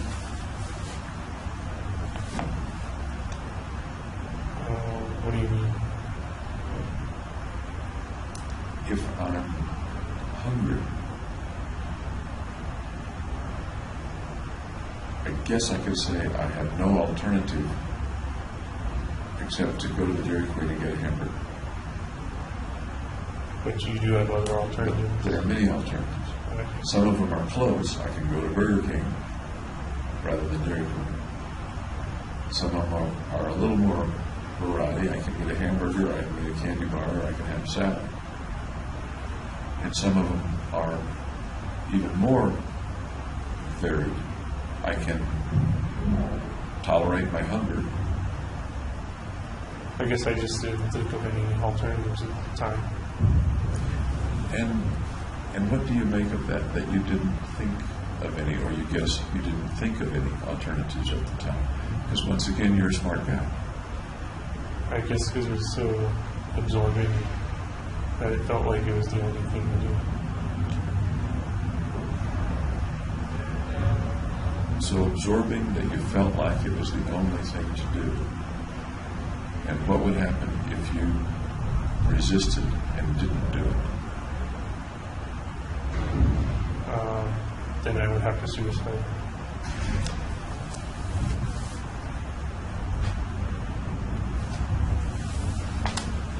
You said several times that that's your interpretation now, that you would have had suicide if you resisted.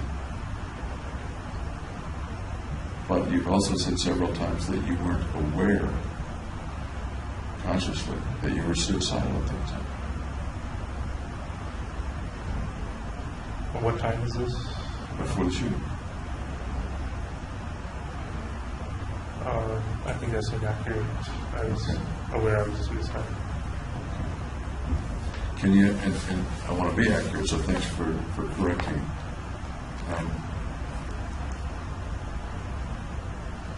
Can you refresh me then about times or indications that you knew that you were suicidal?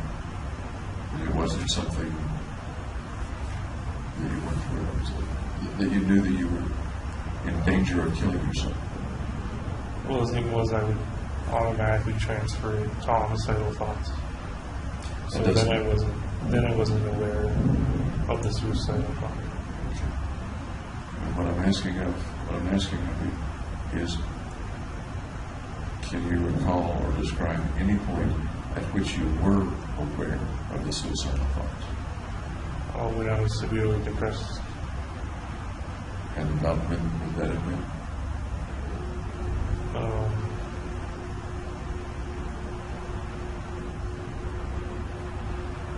I don't remember. Before the shooting or after the shooting? Or before the shooting. Okay.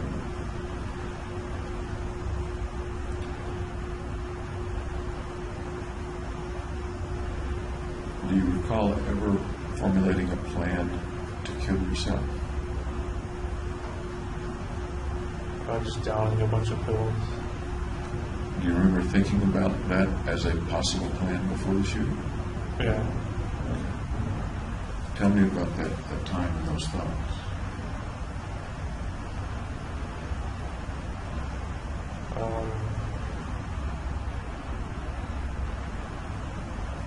don't know. But you just brought it up as if you did know. What's the question? Is it tough for you to follow this particular topic? My timeline's all messed up. Okay. We're not really talking about timeline right now. We're talking about the topic of whether or not you were aware of being suicidal before the killings. I think this is the first time you've ever told me that you had thoughts of taking a bunch of pills. It wasn't serious though.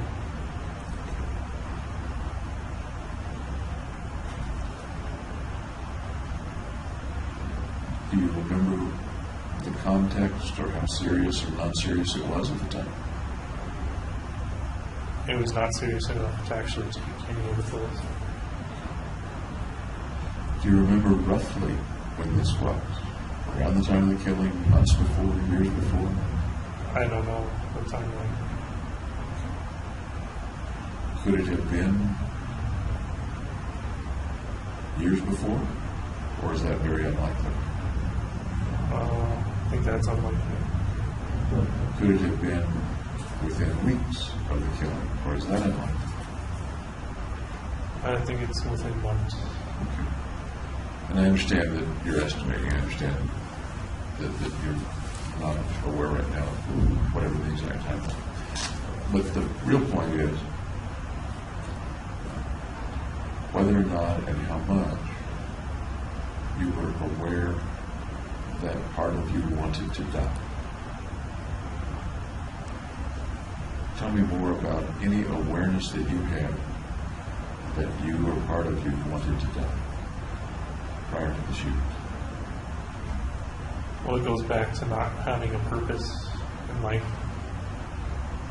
Okay. Go ahead. So I figured if there was no purpose, there was no reason to live.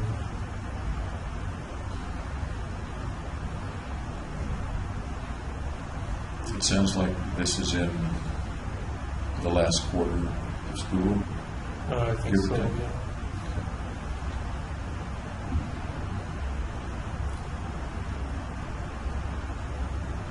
Do you remember having thoughts of ending your life during that time? Just taking the pills. Taking the pills. Do you recall whether those would have been the pills that had been prescribed by Dr. Fenton, the pills that were available in the medicine cabinet? Yeah. Or some other pills? Those pills. Those pills.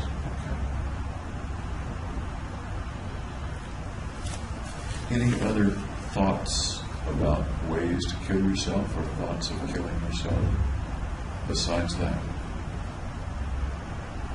No. Do you think some may have been there that you're not recalling or thinking of right now? I don't think so. Okay.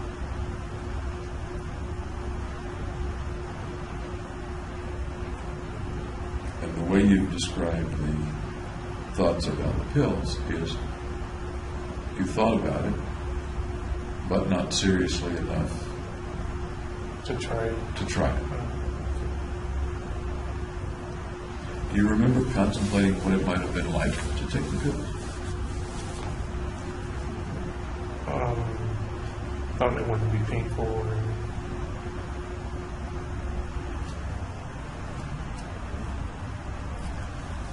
What stopped you? What do you think may have stopped you from giving it a try?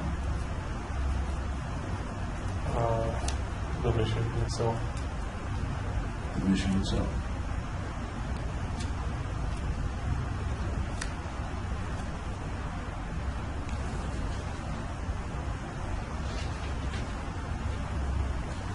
That kind of takes us back to your statement earlier that the mission, at least in some ways, was to save your life. Right. Or One of the reasons. one of the purposes of the mission. Okay. I interrupted you, sorry. Just one of the reasons was And the others? I know we're getting repetitive, but I like repetition. to increase the value. The others to increase the value. Any others?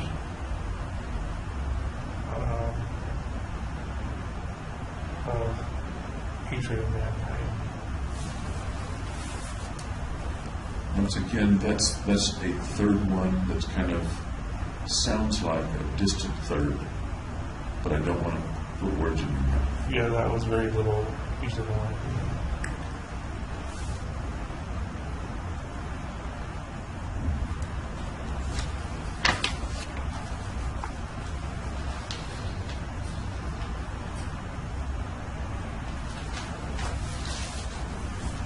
Do you suppose the hatred of mankind helped you to discount the value of the people that you killed? That is, hating them made it easier to kill them for your purpose? Or hating mankind, rather, made it easier to kill some of them, some of mankind, for the other purposes you had? No, I don't think so. That may have been kind of an obtuse question, but I'm wondering if the hatred offered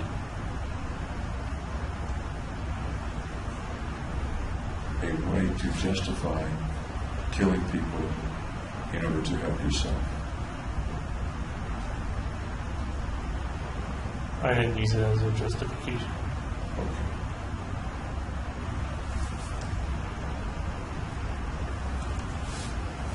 Let's talk a little bit about your friends that had kind of dropped away by June and July particularly of 2012. When we talked a couple of weeks ago, you said that they had been your friends for months and you were sad to see them go. Yeah. At that point, I said that, oh, they didn't really go, you dismissed them. Right.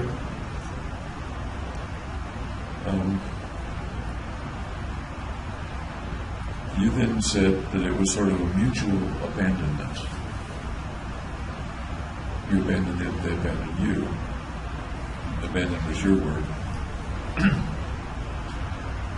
And I asked, how did they abandon you? Because it sounded to me like you cut yourself off from them, not the other way around. I did that, and he didn't respond back.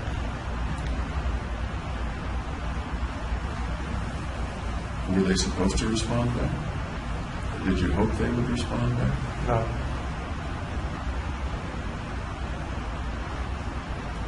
So is it fair to say that you're the one that opted out? Or is it fair to say I that it think was that's mutual? true. That I opted out.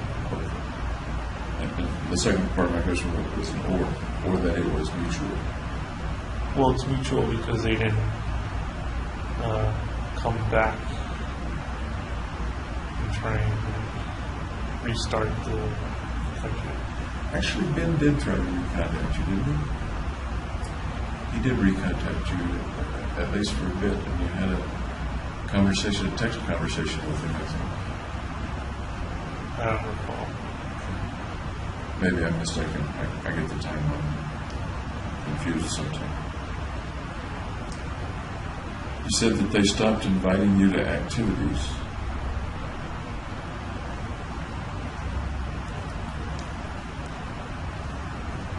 Is it fair to say that that was because you indicated to them that you didn't want to be invited to activities, or is that not fair to say? I think that'd be fair to say.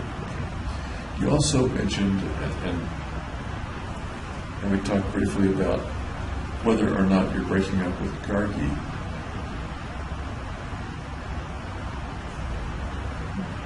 Made them no longer connect with you. I'd say that a different way. If Gargi had been part of the group, my picture in my mind is that you come to the group in part because of your connection with Gargi, but not entirely.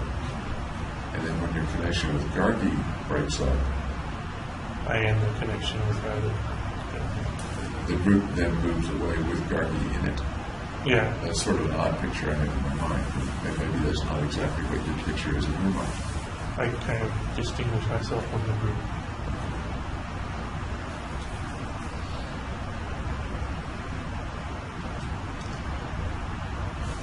Was being alone more comfortable for you than being with a group? No, I liked being with the group. Then the cutting yourself off from the group was for the purpose of? It would be too painful with being around Gargi again.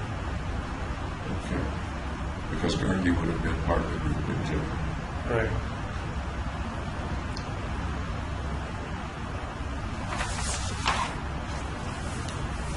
Did it have anything to do with your wanting to focus time and attention on the mission rather than other things?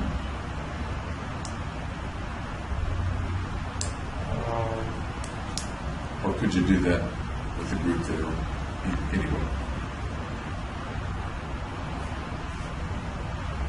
I don't think that was a reason for abandoning the group. Okay. After you had lots of weapons, did anyone come over to your house, to your apartment, who might have noticed all the weapons and things that you bought? No, I was pretty much alone. Now, Mr. Lee, Came over when I had the first handgun and nothing else. okay, so there wasn't a whole lot of armament and material in the apartment when he came over. Is it meat letter V or is it Yom Pew? Because there's two.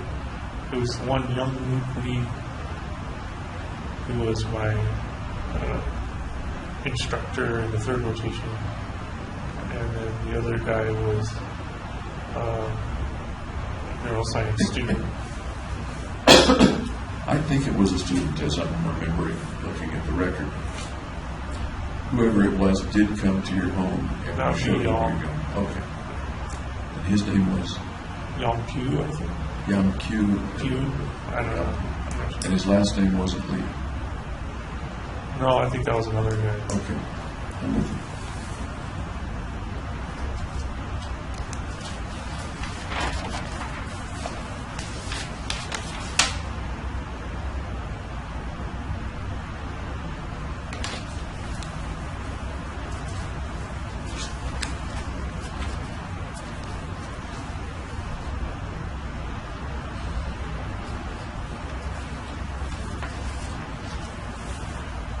We talked at one point about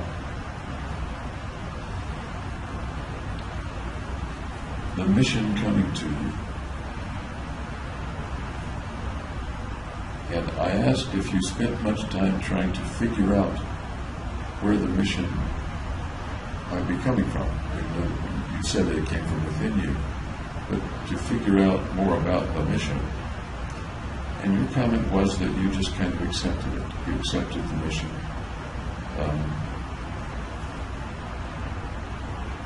Kind of matter of fact. Right.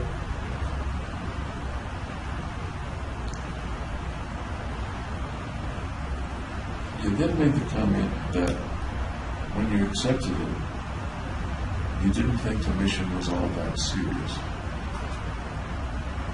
You remember saying that or feeling that? I don't remember it. Early on,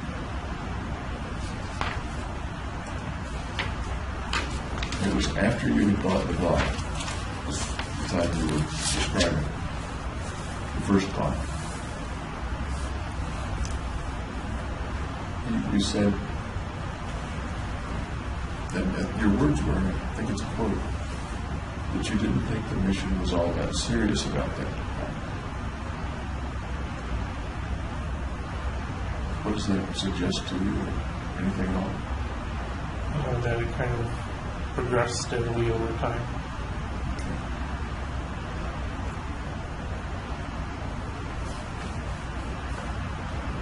You said fairly soon after that that you didn't think the consequences through. And I said, which consequences? And you said that I would complete the mission. At that early time, do you recall sitting here, not really thinking about completing the whole mission, around the time that the mission sort of seemed to be forming and you weren't taking it all that seriously, or you didn't think it was all that serious? Does that make sense? Yeah, because around the time I bought the first gun, it was still defensive. It wasn't offensive yet until later. But the first gun was a shotgun. First gun was a handgun. Was it? Okay, beg your pardon. Beg your pardon. The Glock, the first Glock Yeah. was the Glock 22 was the. Okay, the shotgun was the second gun? Yeah. Thanks for clarifying.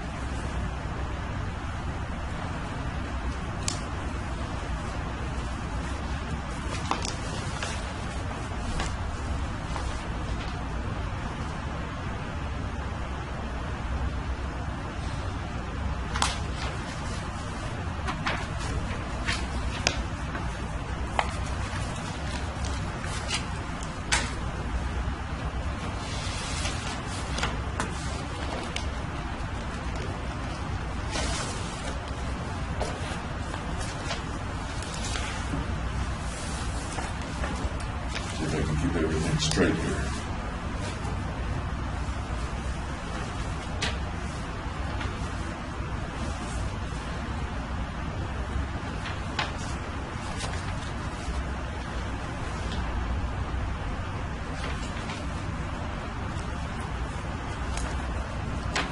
I think you said that you had never fired a gun before you ordered these weapons. Is that right? I fired like a paintball gun, but no firearm. Which was the very first one that you fired of the guns that you bought? It was either the handgun or the assault rifle. That would have been out at Byers, or Out at Byers. Byers was the only place? That was the you only were? place I shot them. Subdivision. So, the Glock 22, next was the shotgun, next was the second Glock, or the AR? The AR. The AR, and then the second Glock. Right. No other weapons were purchased, I don't believe. Or no more firearms. Right.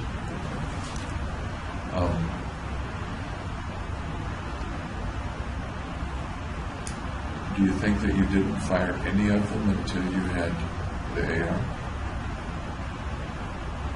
That depends on when the ammunition came in. Because I think I started buying the ammunition after I bought the AR. Okay. Did you purchase any ammunition locally? Like a cartridge or a box of shotgun shells. And I guess what I'm trying to understand is, the first time you went to Byers, how many of the weapons did you have? A lot of them, or just a couple? All of them, I can say. All of them. So you had all or nearly all the weapons before you fired any of them. Right.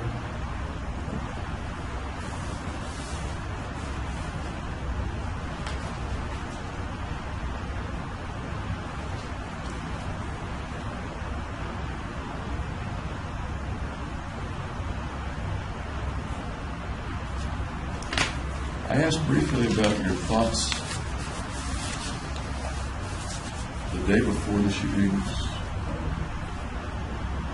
the day before that, when you started putting together the napalm and things like that.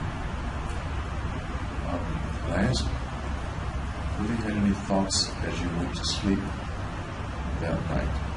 That would have been the night of the 18th, I guess. Well, there wasn't anything dangerous set up at that time. And we talked about it was gasoline, but you had the caps on the bottles and Right. things like that. I guess I'm thinking about thoughts you may have had about the mission or about the shooting. No, it's kind of just another day.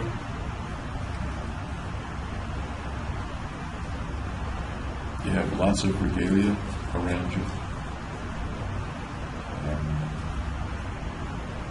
And you're not thinking about it or your shooting or the preparation. Just that I was going to have to assemble incendiary devices the next day.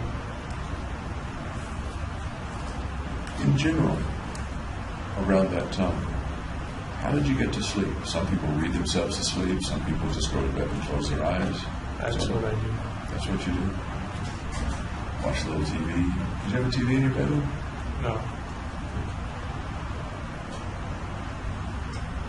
Recall any dreams about it again? No. Have you ever had a lot of vivid dreams? If I wake up during like REM sleep, then I can remember doing. Do you remember any of the dreams that you had prior to the shooting? No. And some people, I don't expect people to remember dreams over years, but some people kind of say, yeah, I typically have a dream about X, Y, Z. Or I remember a dream about A, B, C.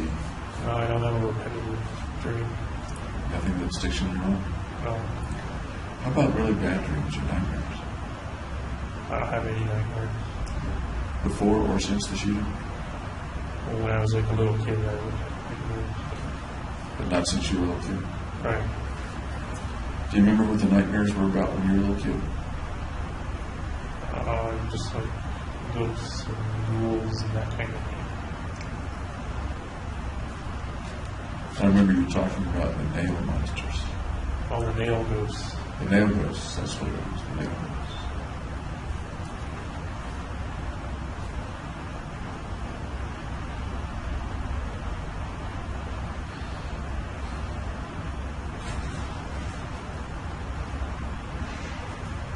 When you weren't putting things together, the many tasks that you had to do to get ready,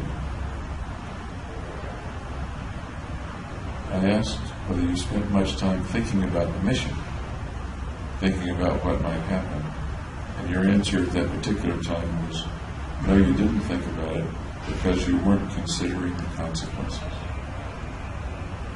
Remember that? Yeah, I remember not considering the consequences. And we talked from time to time about how much you considered the consequences of various crimes.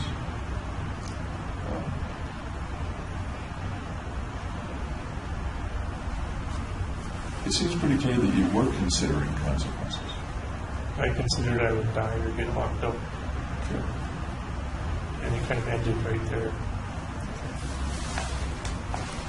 The planning itself suggests that you were considering consequences of how people would act in the theater, how you would control them, how you would prevent them from rushing you. I wouldn't consider those consequences. That's just kind of tactics and strategy. All right. Within the tactics and strategy, we talked a little about how close the police station was. Yeah, like 5 minutes, right? Yeah. And we talked a little about what led you to choose a venue that close to a police station. Can you reiterate some of that for me or think about that again for me? I just figured I'd be caught because there was a police presence in that area, but I would still have time to do the mission.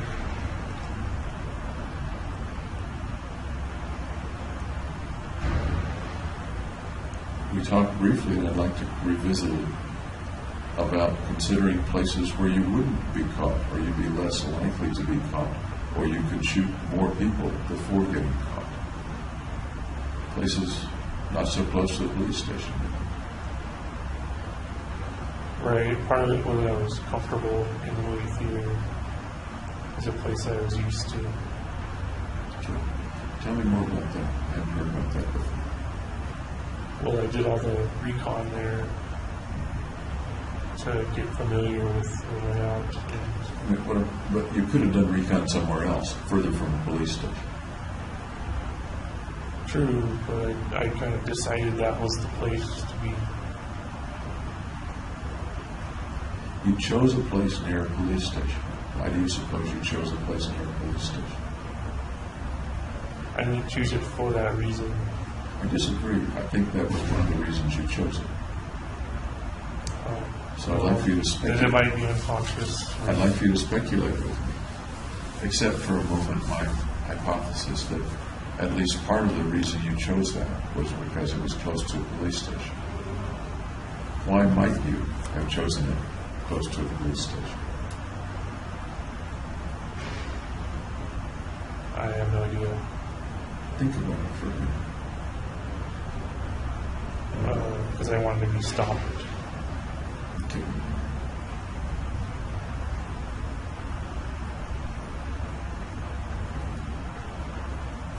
What else?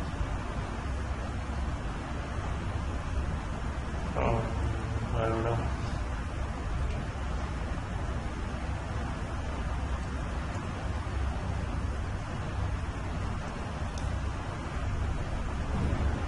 does it occur to you that if you picked a theater in a small community, that even though there might not have been as many people in the theater, you probably could have killed more before you left or before you were shot? It's a possibility. Yeah.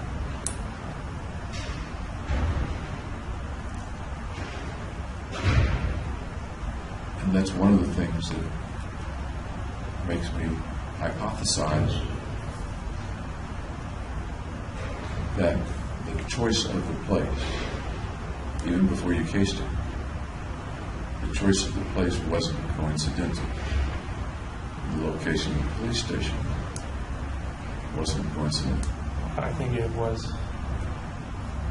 And here's the interesting thought. I don't know whether within 50 miles of here, I don't know whether there's a theater that's not within 5 minutes of a police station. Maybe there's not one. So that would lend some credence to your thought that it was coincidental, and that the police station was something to consider, which you did. How long will it take the cops to get there? Right. But not something that was important in the choice of it. Interesting that you put it that way.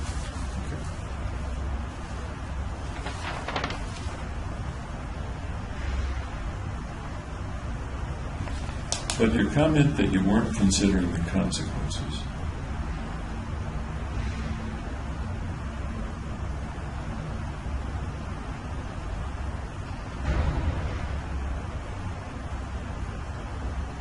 the certainty of getting caught, getting killed. Oh, we've been around that lots of times, I think.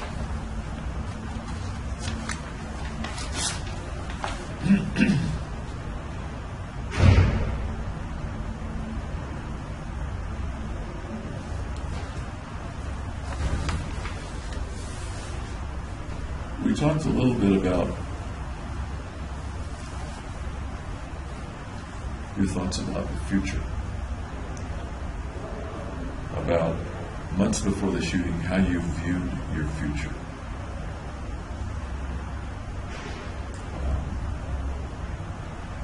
And one of the things you said was that you sort of left it up to fate to decide your future. You recall that? That sounds about right.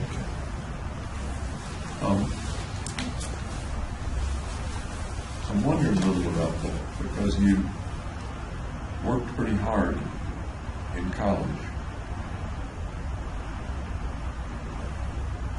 which is kind of you shaping your own future. Right. You exerting some control over your future. Although you laid back for a year in between college and grad school, you worked pretty hard to get into grad school. Yeah. And that's you working to shape your future and not leave it up to fate. But during the prelims, I left it up to fate. Okay. During the prelims, you left it up to fate.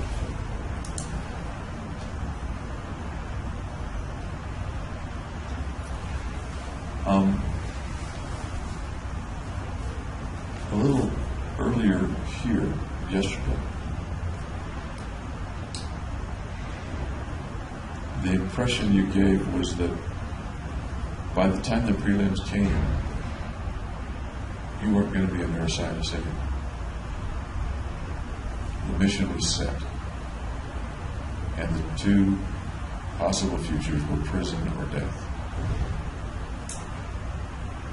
The prelims, you didn't bother to study, not because you were leaving it up to fate, but because if I pass, I pass. If I don't pass, I don't pass. Not worth putting effort into, because the future is already set. Am I recounting what you conveyed yesterday? Yeah, that sounds right. Kind of accurately.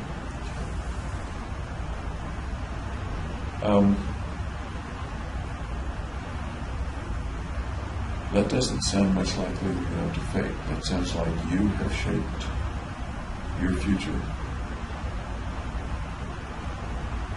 rather completely. If you follow the path, if you follow the mission.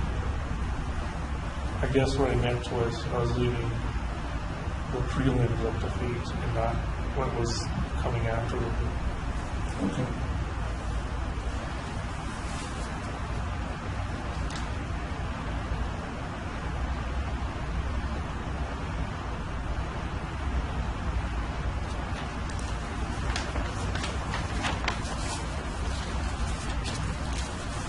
It doesn't sound ambivalent at that point. Gee, I don't know what's going to happen. And I understand what you just said about the fate referring to the prelims. I'm now talking about the consequences of the mission. Although we know that at times you did things or hoped for things that might have stopped it, such as the call to the hotline or the thought that the FBI might stop you. Yeah.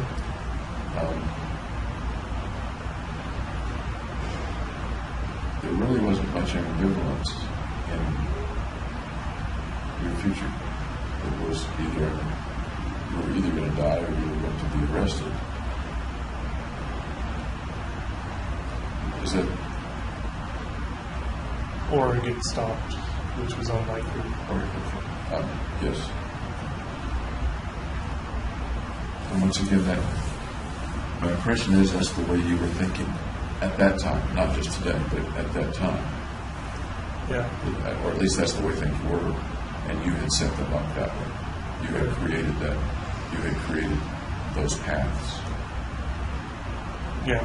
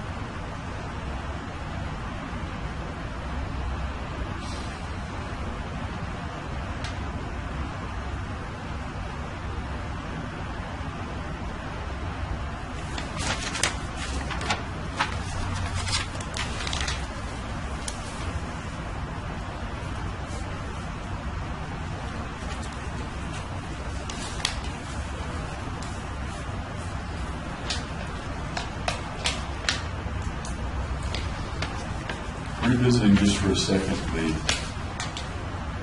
the hating people part of possible motivations for the shooting.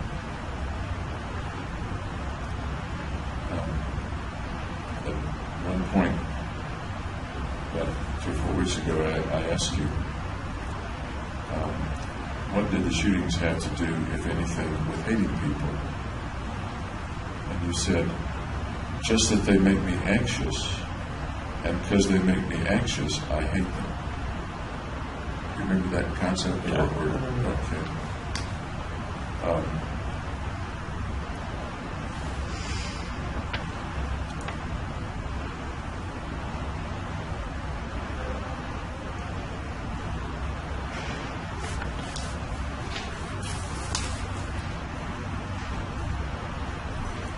You went on to say you weren't mad at anybody in the theater.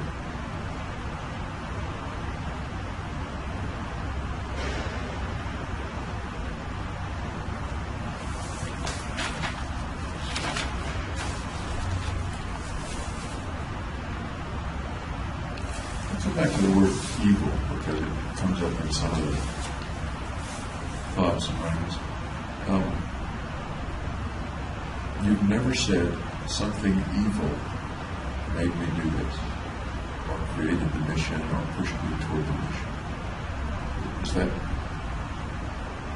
I don't know. I said a lot of stuff, so.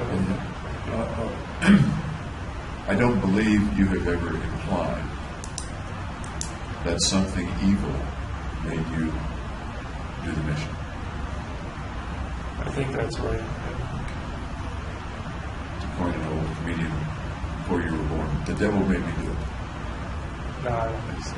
That wasn't.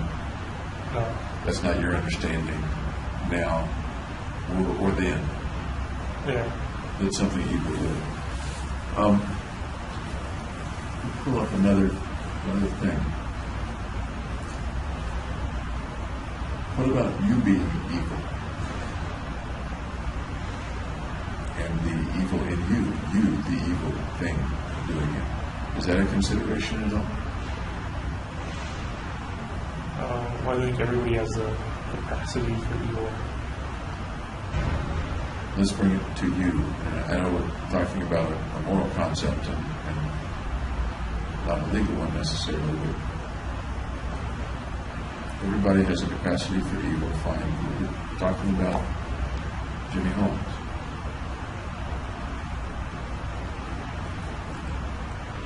And I'm wondering is it an evil Jimmy Holmes, James Holmes, that does this and has other rationales or things around the edge of it, but at the core, an evil James Holmes killed 12 people, wounded 50-some. No, I don't think there's an evil James Holmes. Have you thought about or considered that?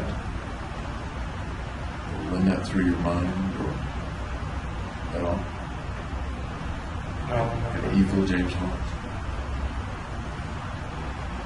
just the differentiated self part. I'm not sure what you mean. That I dyed my hair red, put contact lenses in, and that wasn't the normal me. It's kind of like that portrays an evil me a little bit.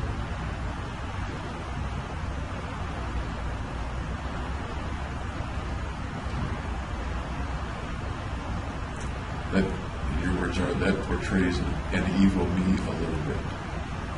Can you continue that thought and talk a little bit about it?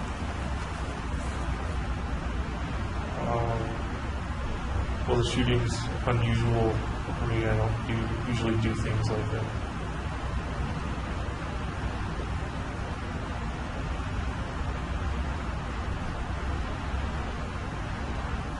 An evil you came out? How about that?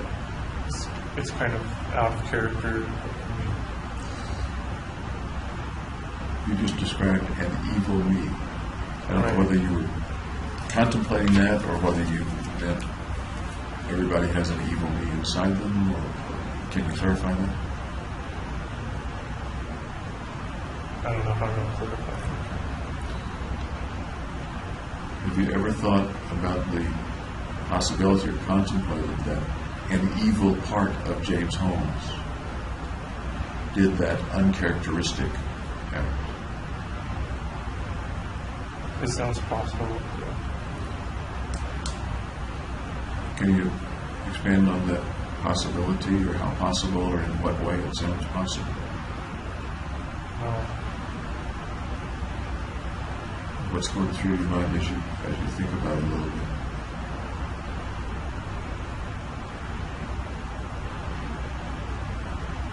Just that other people could consider that it was an evil me that did the shooting.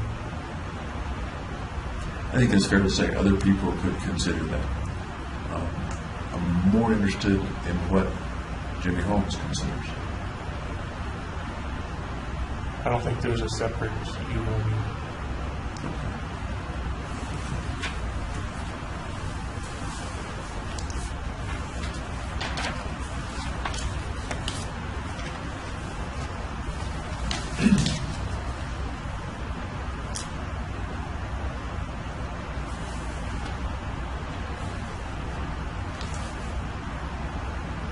We talked about a few weeks ago the collateral damage.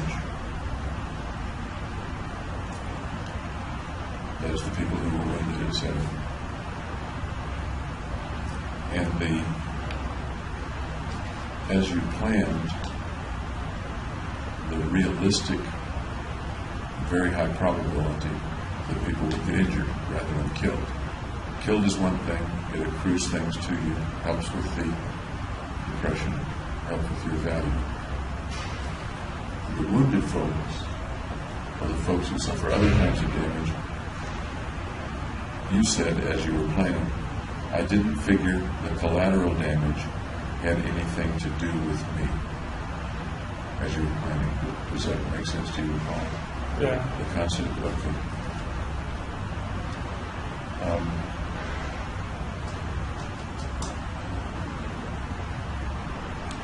You have not said at all to me that you got any particular pleasure from the killings. Oh, Right? that's right. That's right. Okay. One of the things you said is that at some point you said, or you felt, it's done. I'm done. After the killings. Yeah. So I'm done. You walked out, or you were by your car, and I'm done.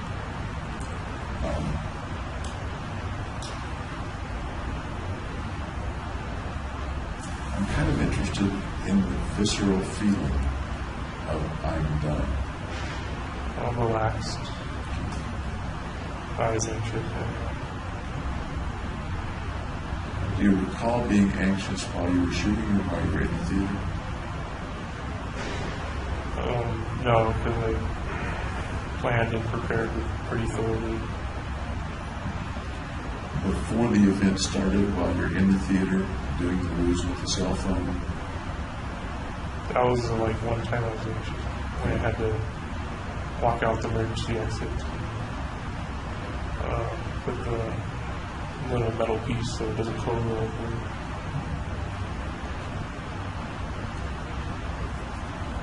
At what point, if you can pinpoint it, maybe you can't, were you free of the anxiety? Were you no longer nervous?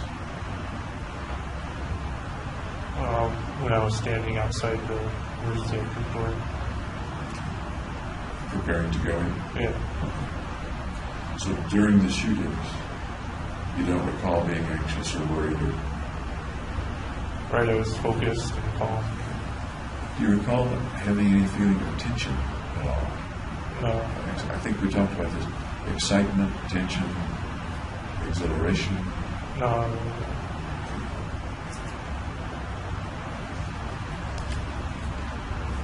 Even a feeling of relief while you were doing it, while you were shooting. Not while I was doing it, afterwards.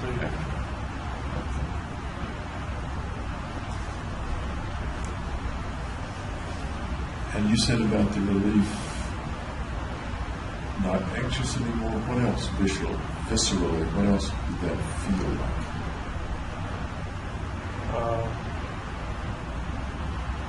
That my muscles were loose. It was kind of like a loose feeling.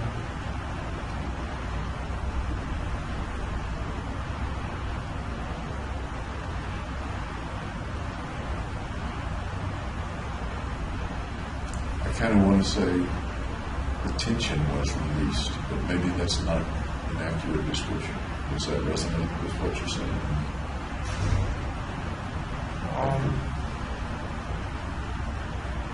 I wasn't really tense. I was kind of normal. And then got even more loose, less.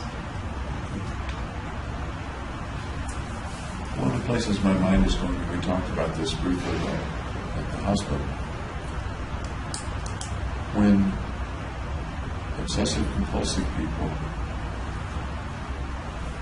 have a compulsion to do something, there's a kind of tension until they do it, and once they do it, the tension is released, at least for a time. Yeah. It may be for seconds or minutes or hours. That was one of the places my mind was going with the relief when it was done. Is that more Reed's mind and not Holmes' mind, or is it resonating with you? I don't think any tension came back afterwards. I'm talking about a release of tension.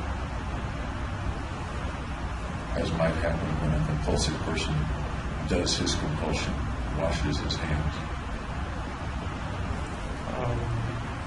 or checks the door or something.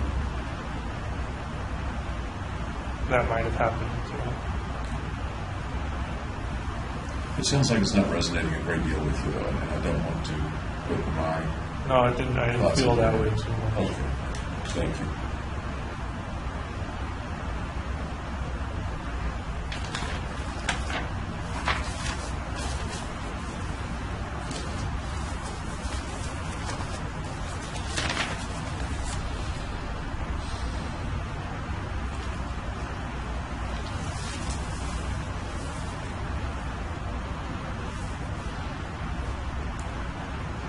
When we talked once before about your worth increasing from 1 to 13,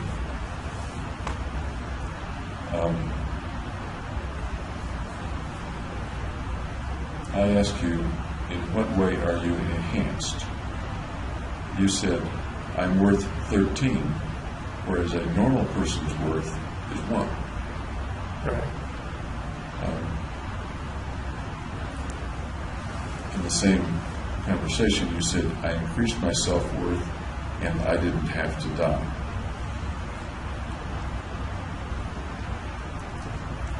Then I said, do you feel that value 12 times more than you had before?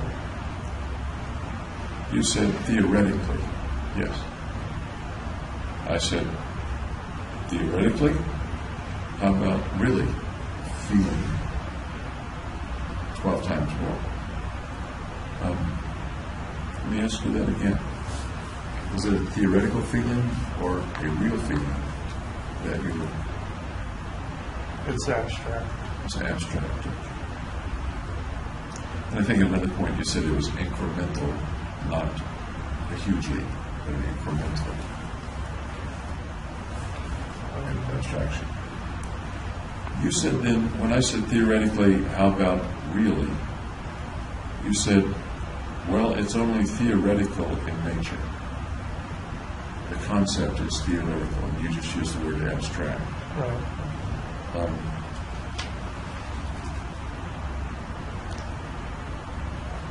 And my note here is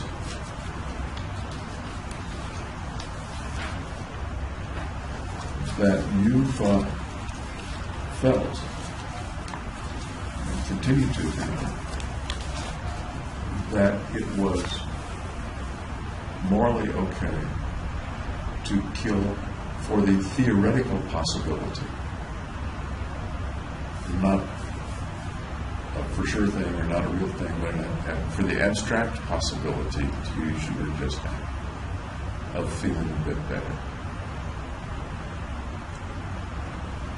Are you saying it should have been really instead? Well, not that it should have been, because I guess it is what it is.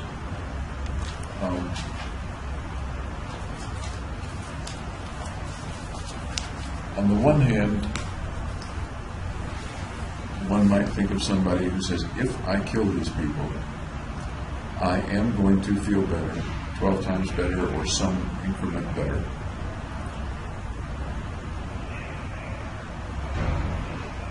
And that would be one reason for killing them. That would have one, let me say, way of looking at it morally. It seems to me different to think of it as, if I kill them, then in some abstract, theoretical way, I believe I'll feel better. Right, one's a thought and the other is, it will be better. Okay. From what you said back at the hospital, it was a theoretical thing, a thought. Yeah. Is that generally correct, or am I Yeah, misunderstanding? that's right. Okay. A theoretical thing, a thought, an abstraction. Right. Let me ask you again today, are there ways that you really feel better or believe you're better, or does it remain an abstraction, a theoretical matter? It's still a thought, yeah, that's right. Oh, thank you.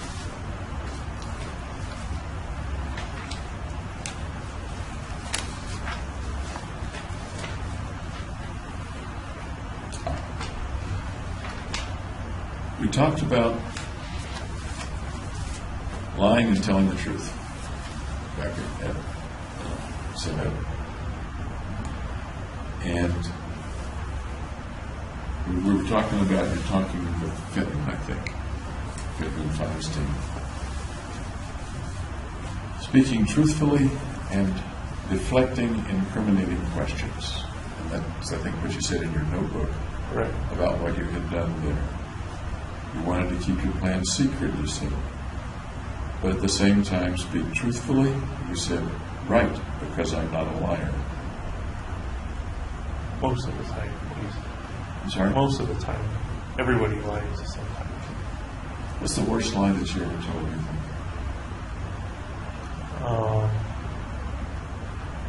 The most lie. Probably the lie of omission of that. Saying I was going to go shoot people. You just said the lie of omission. Is a lie of omission? I just don't consider it a true lie, but it's kind of in that lying category. Okay. And that's exactly where I was going. I wanted to talk about that a little more. And indeed, you said, I asked you about lying by omission, and you said, I don't consider that a true lie. Okay, so it's quite consistent with what I said earlier.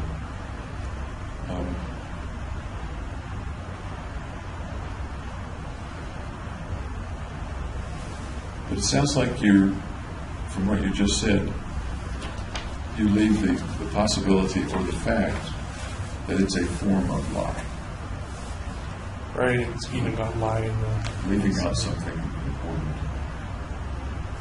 And indeed, it's when I said, what's your biggest lie, you picked a, quote, lie of omission. Right.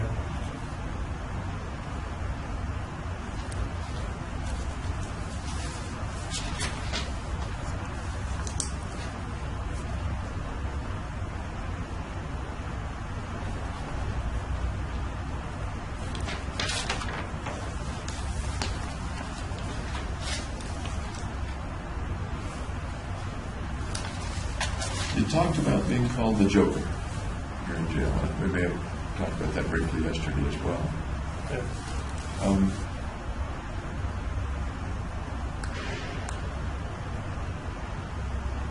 When again is the first time you recall people talking or calling you the Joker? Early on after I was arrested. They still do that? Sometimes. Can you describe to me a time or a situation in which you've heard them or noticed them referring to you as a Joker?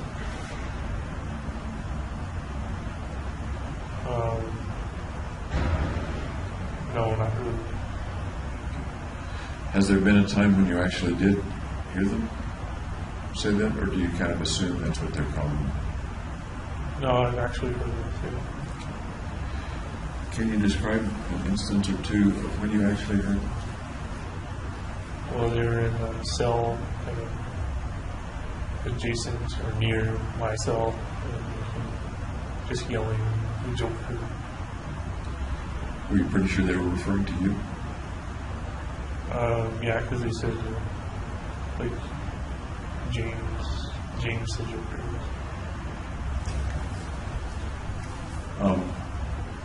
I guess it's not a secret that you're in the jail. Right. Is it your impression that the other inmates know that you're here, especially if they've been here a while? Yeah. Is it your impression that they would recognize you if they saw you? That I'm not sure, unless they've seen me on TV.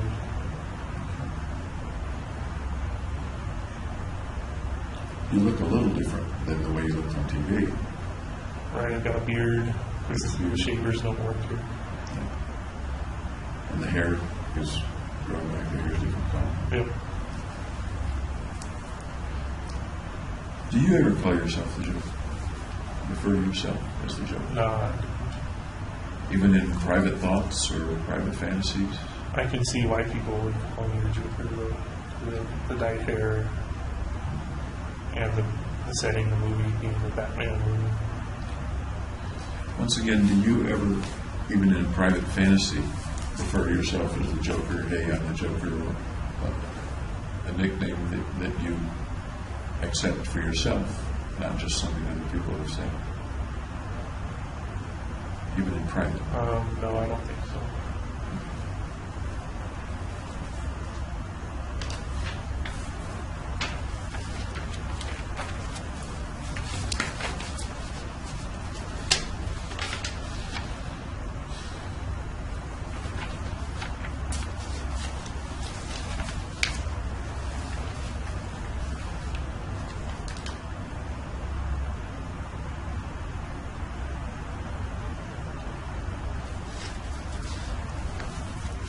Well, I ask you what Dr. Fenton or Dr. Feinstein might tell me when I talk with them, and I've talked with them. One of the things you said you thought they would tell me is that they took you very seriously, and that they had even called the beta threat response team or something like that. I learned about that through my lawyers.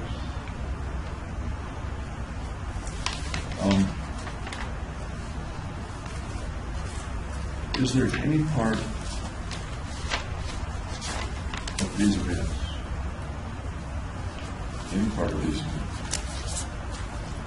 that has to do with James Holmes being taken seriously?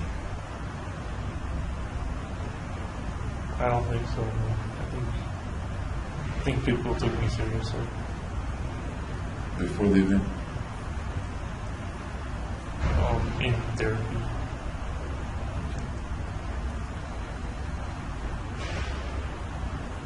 You had a photograph that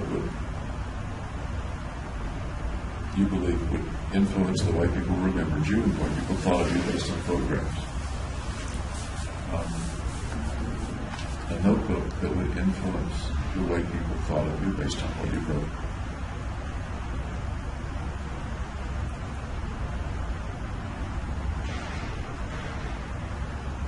I'm wondering about whether part of this, not all of it, has to do with a guy who wants people to take him seriously. No, I felt I was taken seriously before the shooting. In what ways? And I was a serious student.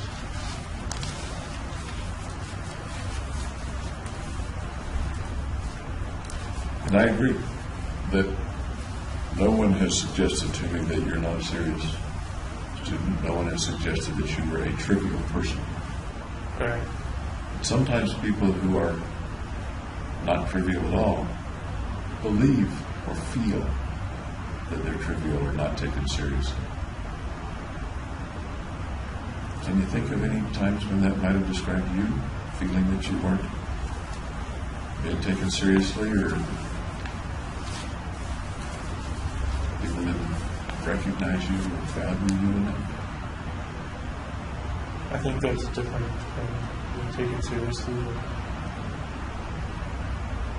Go down either path. I'm all ears. I'd like to hear. Well, for the value, there wasn't anybody who had tried to get me to stay in the girls' science program. There wasn't anybody who tried to get you to stay, is that what you said? Yeah. Tell me about that. Well, I told my advisor I wanted to leave, and he did like say, no, you should stay, or something. Would have been nice if he'd said, no, you should stay. Yeah. You could have still decided one way or the other, but it would have been nice for him to want you to stay. Is that the idea? Right, yeah. Roughly when did you have that conversation with him? Like a couple of days after I dropped out. Okay. So that would have been a couple of days, or several days after the prelims. A couple of days after the prelims. Did he suggest retaking them, or? No. I felt like we could have asked him to retake it, but I didn't. But nobody volunteered. Right. You can't retake. Nobody did. How'd you feel?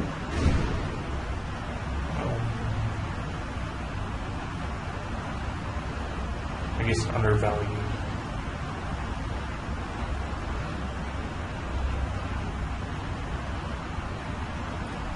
What else did you feel that they thought about you or might think about you at that time? When he's saying that, or maybe other people are not valuing you? I don't know about other people, but it would have been nice if so. Has something like that ever happened before in your life? That it would have been nice for someone to encourage you or appreciate you, offer you something? Not that I can think of off the top of my head. Think about it for a minute. Other times, in school or not in school, young or older. And nothing's coming to me. How about when the family decided to move back to San Diego? And I think you mentioned that they either didn't ask you or didn't pay any attention to your not wanting to move. I think they paid attention, and they told me why I was moving, so it wasn't a value issue. Okay. And that was just something that popped into my head. It doesn't have to be. Right. Doesn't have to be Freudianly significant or something. Okay.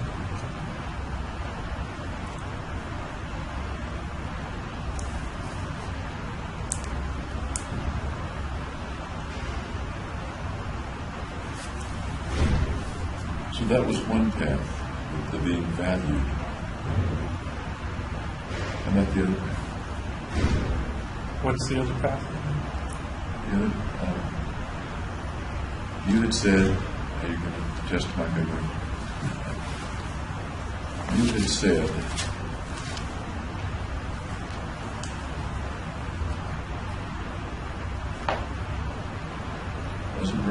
wasn't being remembered, was slightly different from being valued. Taken seriously. Taken Yes. seriously. That's what it was. Anything else come to mind about not being taken seriously or being taken seriously?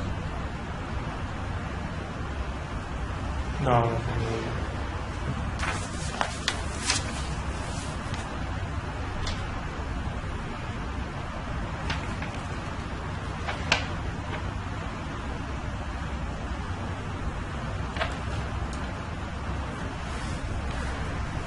Before the shootings occurred, before you went back into the theater to begin the shooting,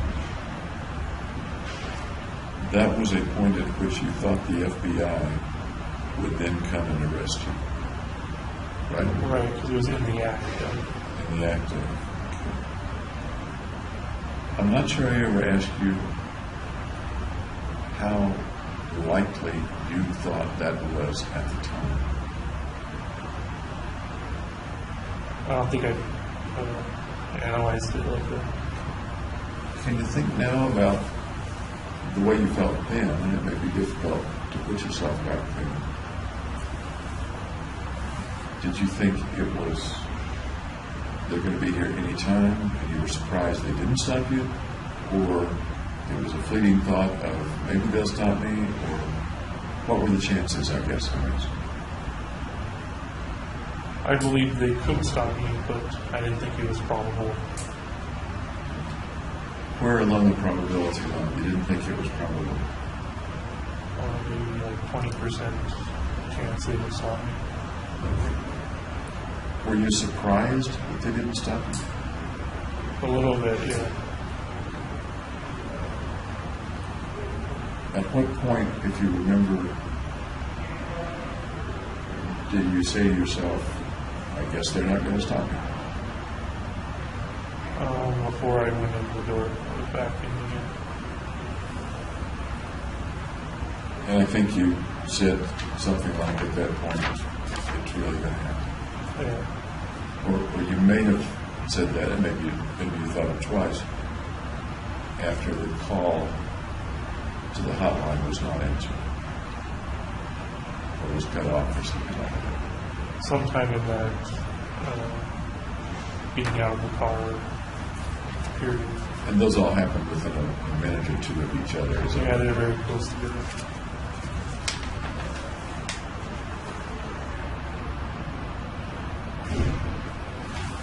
You mentioned that you didn't say anything as you were shooting.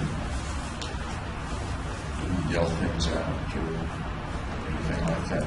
No, Are you quite sure of that? I'm like 100% sure. So that you've said several times that you were sort of on autopilot. Yeah. Is what you're saying that there's no chance that the autopilot would have blotted out your words or screams or yells or something? Well, in my conscious recollection, I know for sure that I did. Because we know that there are certain things that you were aware of, even though you describe yourself as being on autopilot. You were aware that the gun jammed. You were aware of going to the lighted area. You were aware of trying to fix it. You were aware of certain people moving around. Right. You were aware of the guy who smiled. And then at some point, before the guy who smiled, you were aware that you were done. Yep.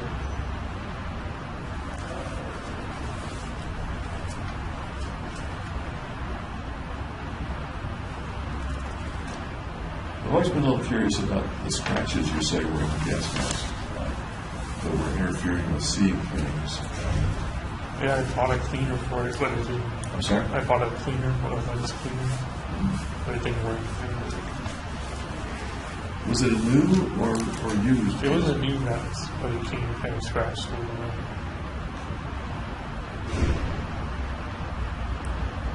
Scratches that are up close to the eye don't generally interfere with seeing things far away.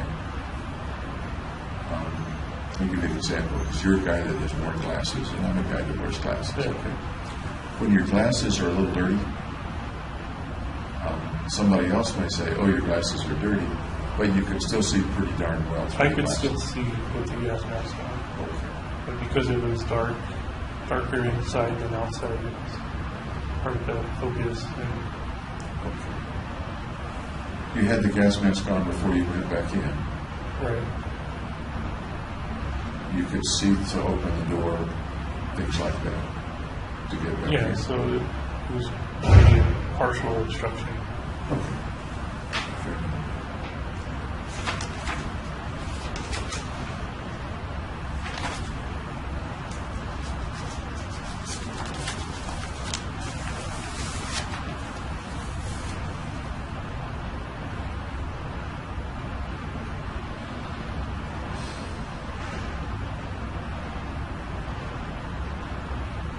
Let me come back for just a minute to the way you might have wanted to be remembered. And I'm not talking so much about now, but the way you believe you wanted to be remembered at the time of the shootings or just before the shootings. Can you talk a little more about that to me?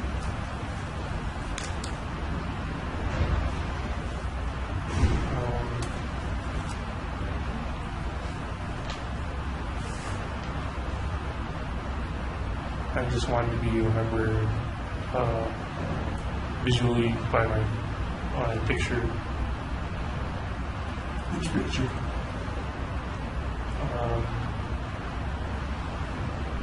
Hanging the ones that were on my phone. One of the ones, or a couple of the ones, were headshots of you with a sort of, not sure how to interpret it, devilish or impish or whimsical look, looking at the incendiary with the fuse, holding the gun, things like that. Another one was of, I'm trying to remember, wasn't there one of you in most of the brigade? Or Yeah, it was one where I was wearing the coat and the dress. Okay. So which is the one that conveys, if it is just one, which is the one that conveys the way that James wanted to be remembered, the James before the shooting? I think the most powerful image was the one where he's holding the gun in front of my feet. Holding the gun in front of your face. Yeah. And that would convey to somebody 5 years from now what? Just that they would remember the picture, and that was James Holmes. That was James Holmes. And what was James Holmes? They don't need to remember like that. Or, I'm sorry? they don't need to remember anything extra. Just have a memory of the face.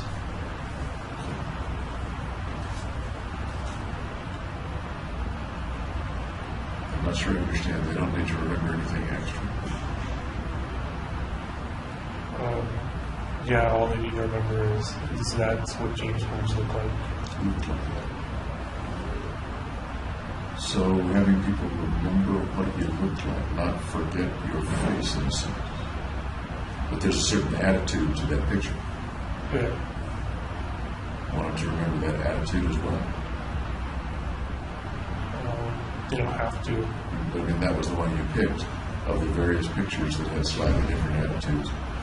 All of them had some of the equipment in them. I guess if they want to remember the attitude with it, they can.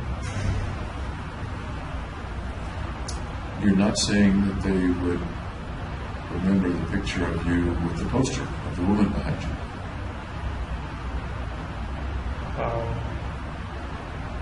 I don't think that was as powerful an image as the other one I'm talking about. Powerful. You're not saying they would remember the picture of you on the hike. Right. Because It's not as strong an image. It's not something memorable. that's something It's not something as memorable as the one you think of. as venerable. Oh, memorable. Memorable, okay. And there's a strong guy in the picture. Are you a pretty strong guy?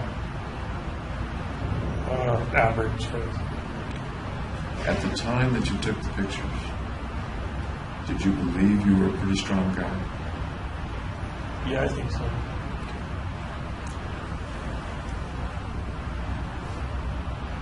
You spin out a couple of thoughts. One is, I'm a strong guy, and that's why I'm taking this picture of me as a strong guy. That I want people to remember me as a strong guy. Another line of thought would be, I'm not such a strong guy, but I can make them think I was a strong guy and make them remember me as a strong guy. If I don't take think that this was the picture. truth. I'm sorry? I don't think that was the I truth. don't think that was it. Why would they remember your face anyway? Because it's unusual to have dyed hair like that and contact lenses. And you're more likely to remember something unusual than something mundane. The elephant in the room, of course, is the shooting as the thing that they will remember and attach the picture to the shooting. Right. So at least they have some memory of who I am. Because I can't particularly think of a picture of a guy holding a gun 5 years ago unless I attach it to some other event To make it make sense. makes me remember. Okay.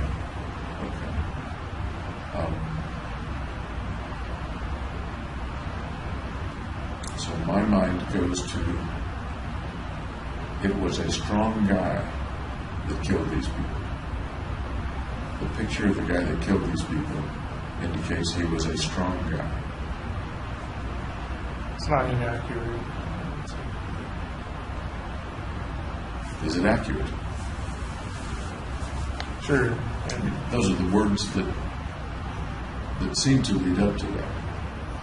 The words you've used seem to lead up to, here's the picture. The reason I remember him is that he's the fellow that killed the people in the theater. And the picture shows a strong guy. So James Holmes, the guy who killed the people in the theater, must have been a strong guy. Is that a train of thought that... I'm not sure if strong is the word tied to it or not. Okay. And again, there's a danger that I'm putting too much of my association into it. But the place that my mind goes with it is that people are not remembering James Holmes as a weak guy or a mediocre guy. Right, yeah, I would say that's true. Is there anything wrong with them remembering you as a mediocre guy or a weak guy? Just that it wouldn't be memorable.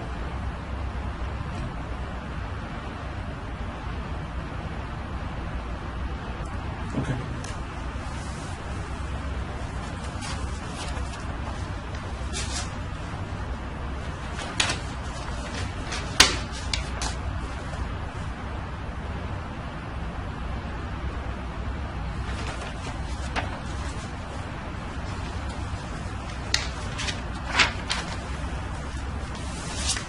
Go through just a couple more pages here.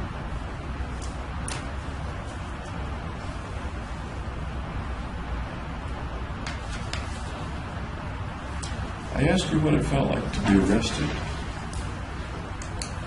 The officers coming out and you surrendering. Everything kind of went as expected. You had a tough time getting to the feelings associated with being arrested. You talked about the process, but not the feelings associated with being arrested. I don't think there were any strong feelings.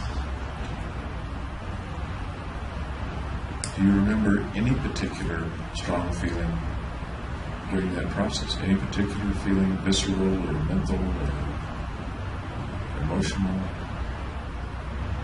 Just when I got out of the elevator in the police station, there said child homicide section.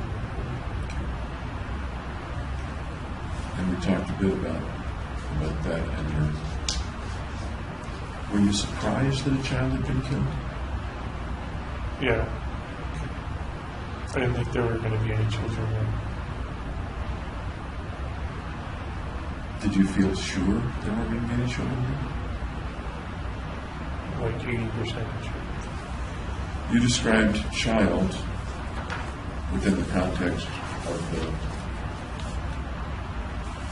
folks that, in this context, you didn't mind killing as somebody under 12. Right. It's a PG-13 movie. Seems to me that there are an awful lot of kids under 12 at PG-13 movies. Not at midnight. Not at midnight. Okay. Good point.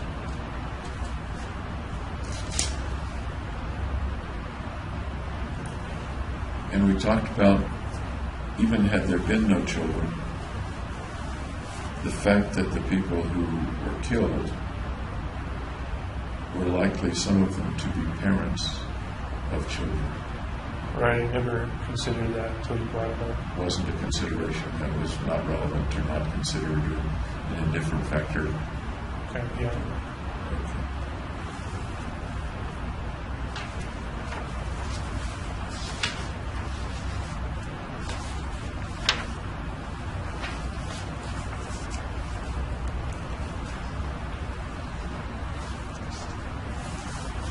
The two guys who questioned you, Detective Gumbinger and Detective Apple, do you remember those names or not? I remember Detective Apple. Was Gumbinger the FBI law specialist? He was part of it, and I'm not remembering exactly what his title was, but he was with the FBI. Right. What did you think of the way that they talked with you or interrogated you? It was pretty standard. It was kind of conversational.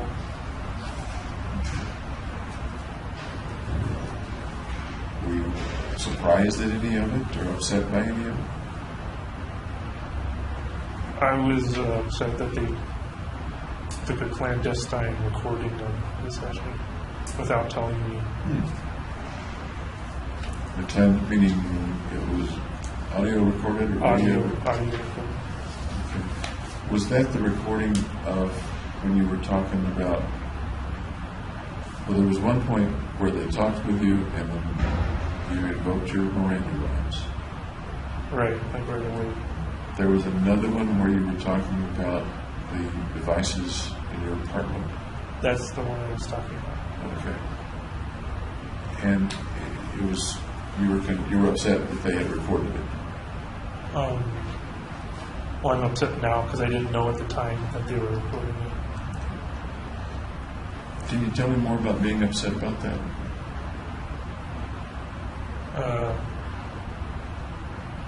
Just that I was helping them out and they were not looking in my best interest. They were doing it for their own personal reasons. Okay. When they were interrogating you about the event, about the shooting, would you have expected that to be recorded? Yes, they had and video recorded too. Okay. What do you remember about their style of interviewing you or interrogating you? They would just ask me questions and I would answer them. Were they pretty smart about it or dumb about it or? No, pretty standard.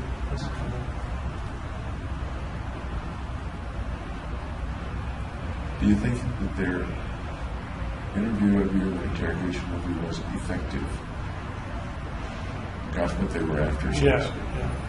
Was it because they were good at it or because you were free with the information or both? Because I cooperated. Okay.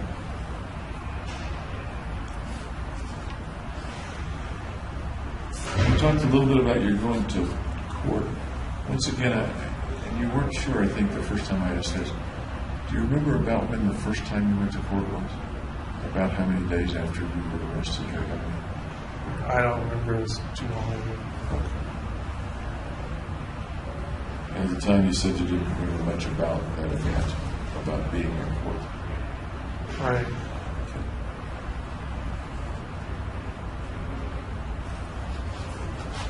We talked about Dr. Woodcock seeing him.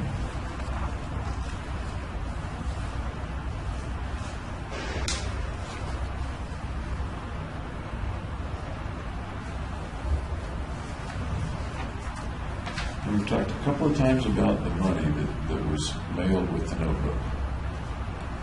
The several $100 and $20 bills that were burned at the edges. And at one time you told me that you burned the money because you wouldn't have any use for it. Right, once I got locked up or dead, I couldn't use any money.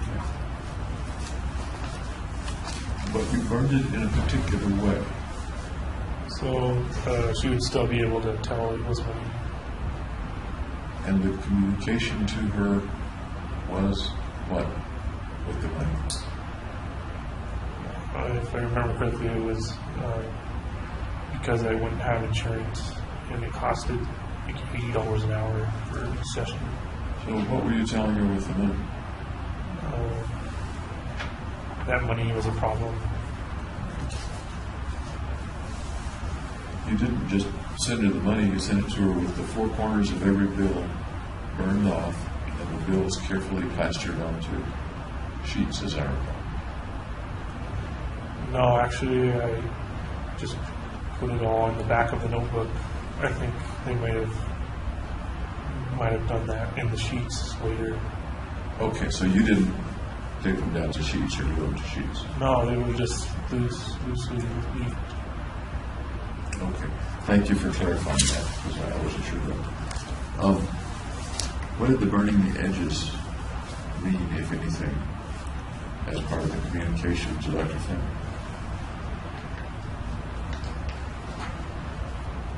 Just what I said before. You could have just sent the money. I don't Right, but understand. then she would have misinterpreted, like, why is he paying me money? Do you think she would have considered it a payment to receive that? I don't know what she would I have mean, considered. payment doesn't come to my mind, at least. The money means something. Psychiatrists always think money means lots of things. Right. But payment is not one of the ones I would have come up with? You burned the edges and sent her several $100s.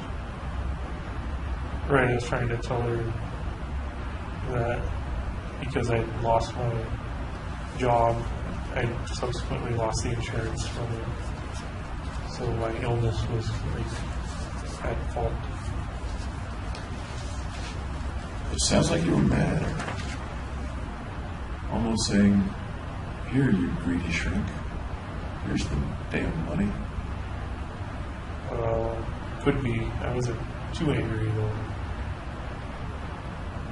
Explore that could be a little bit for me.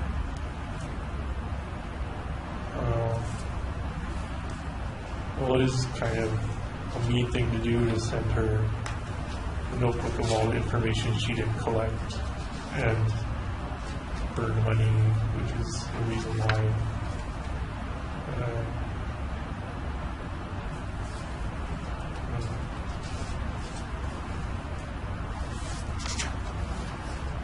Was there anything in it of, look what you did, Fenton? A little bit, yeah. Tell me about that. Well, it's kind of similar to like that emoticon I sent her when she messed up my prescription. When you sent the emoticon, one of your impressions or one of your thoughts was that it might have frightened her. Yeah, she misinterpreted it as me hitting her instead of it being a blow with a face that she couldn't remember my name or anything. I'd suggest to you the possibility that at least part of the emoticon was an angry thing. And it wasn't her it wouldn't be her misinterpreting, because part of the emoticon really had at least some irritation to it, because she inconvenienced you and she misunderstood you and didn't, this is just Reed talking, didn't value you enough to get the right name on the damn prescription. Yeah, so it was a little bit hostile. Hostile is a real civilized word. Angry, mad is It was a little bit mean. We come back to the burned money. Any anger, meanness, look what you did, or boy, you'll think about this for a long time, Fenton. In the money? Yeah, I think it's valueless. Can you talk to me about that emotion at the time?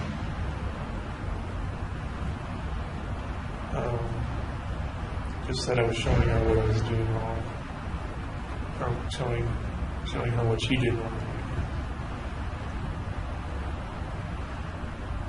Tell me what you might have been showing her that she was doing wrong.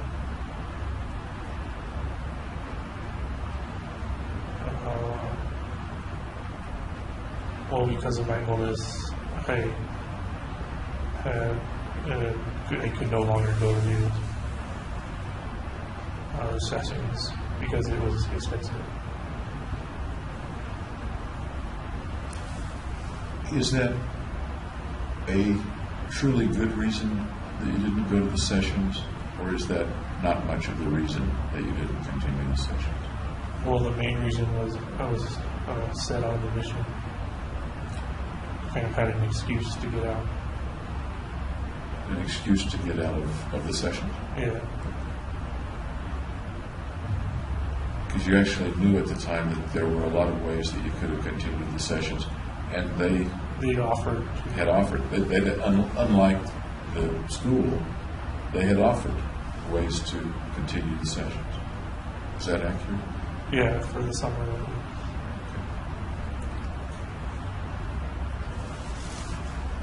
I can't think of much else to ask you. What have I left out? Well, I have no idea. I think you've been pretty comprehensive. want to expand on anything that we've talked about? No. If there's anything that you want to communicate to me through your lawyers at any point, you're welcome to tell them, hey, tell this to Reed, and they will do that. All right. I suspect we won't talk again, at least not for some time. It's possible if I come back for a hearing or something that we would talk again. But I think I have everything that I need to do my task. Once again, I'll wish you what I wish everybody I see, and I hope whatever happens is fair. Okay. Okay. All right.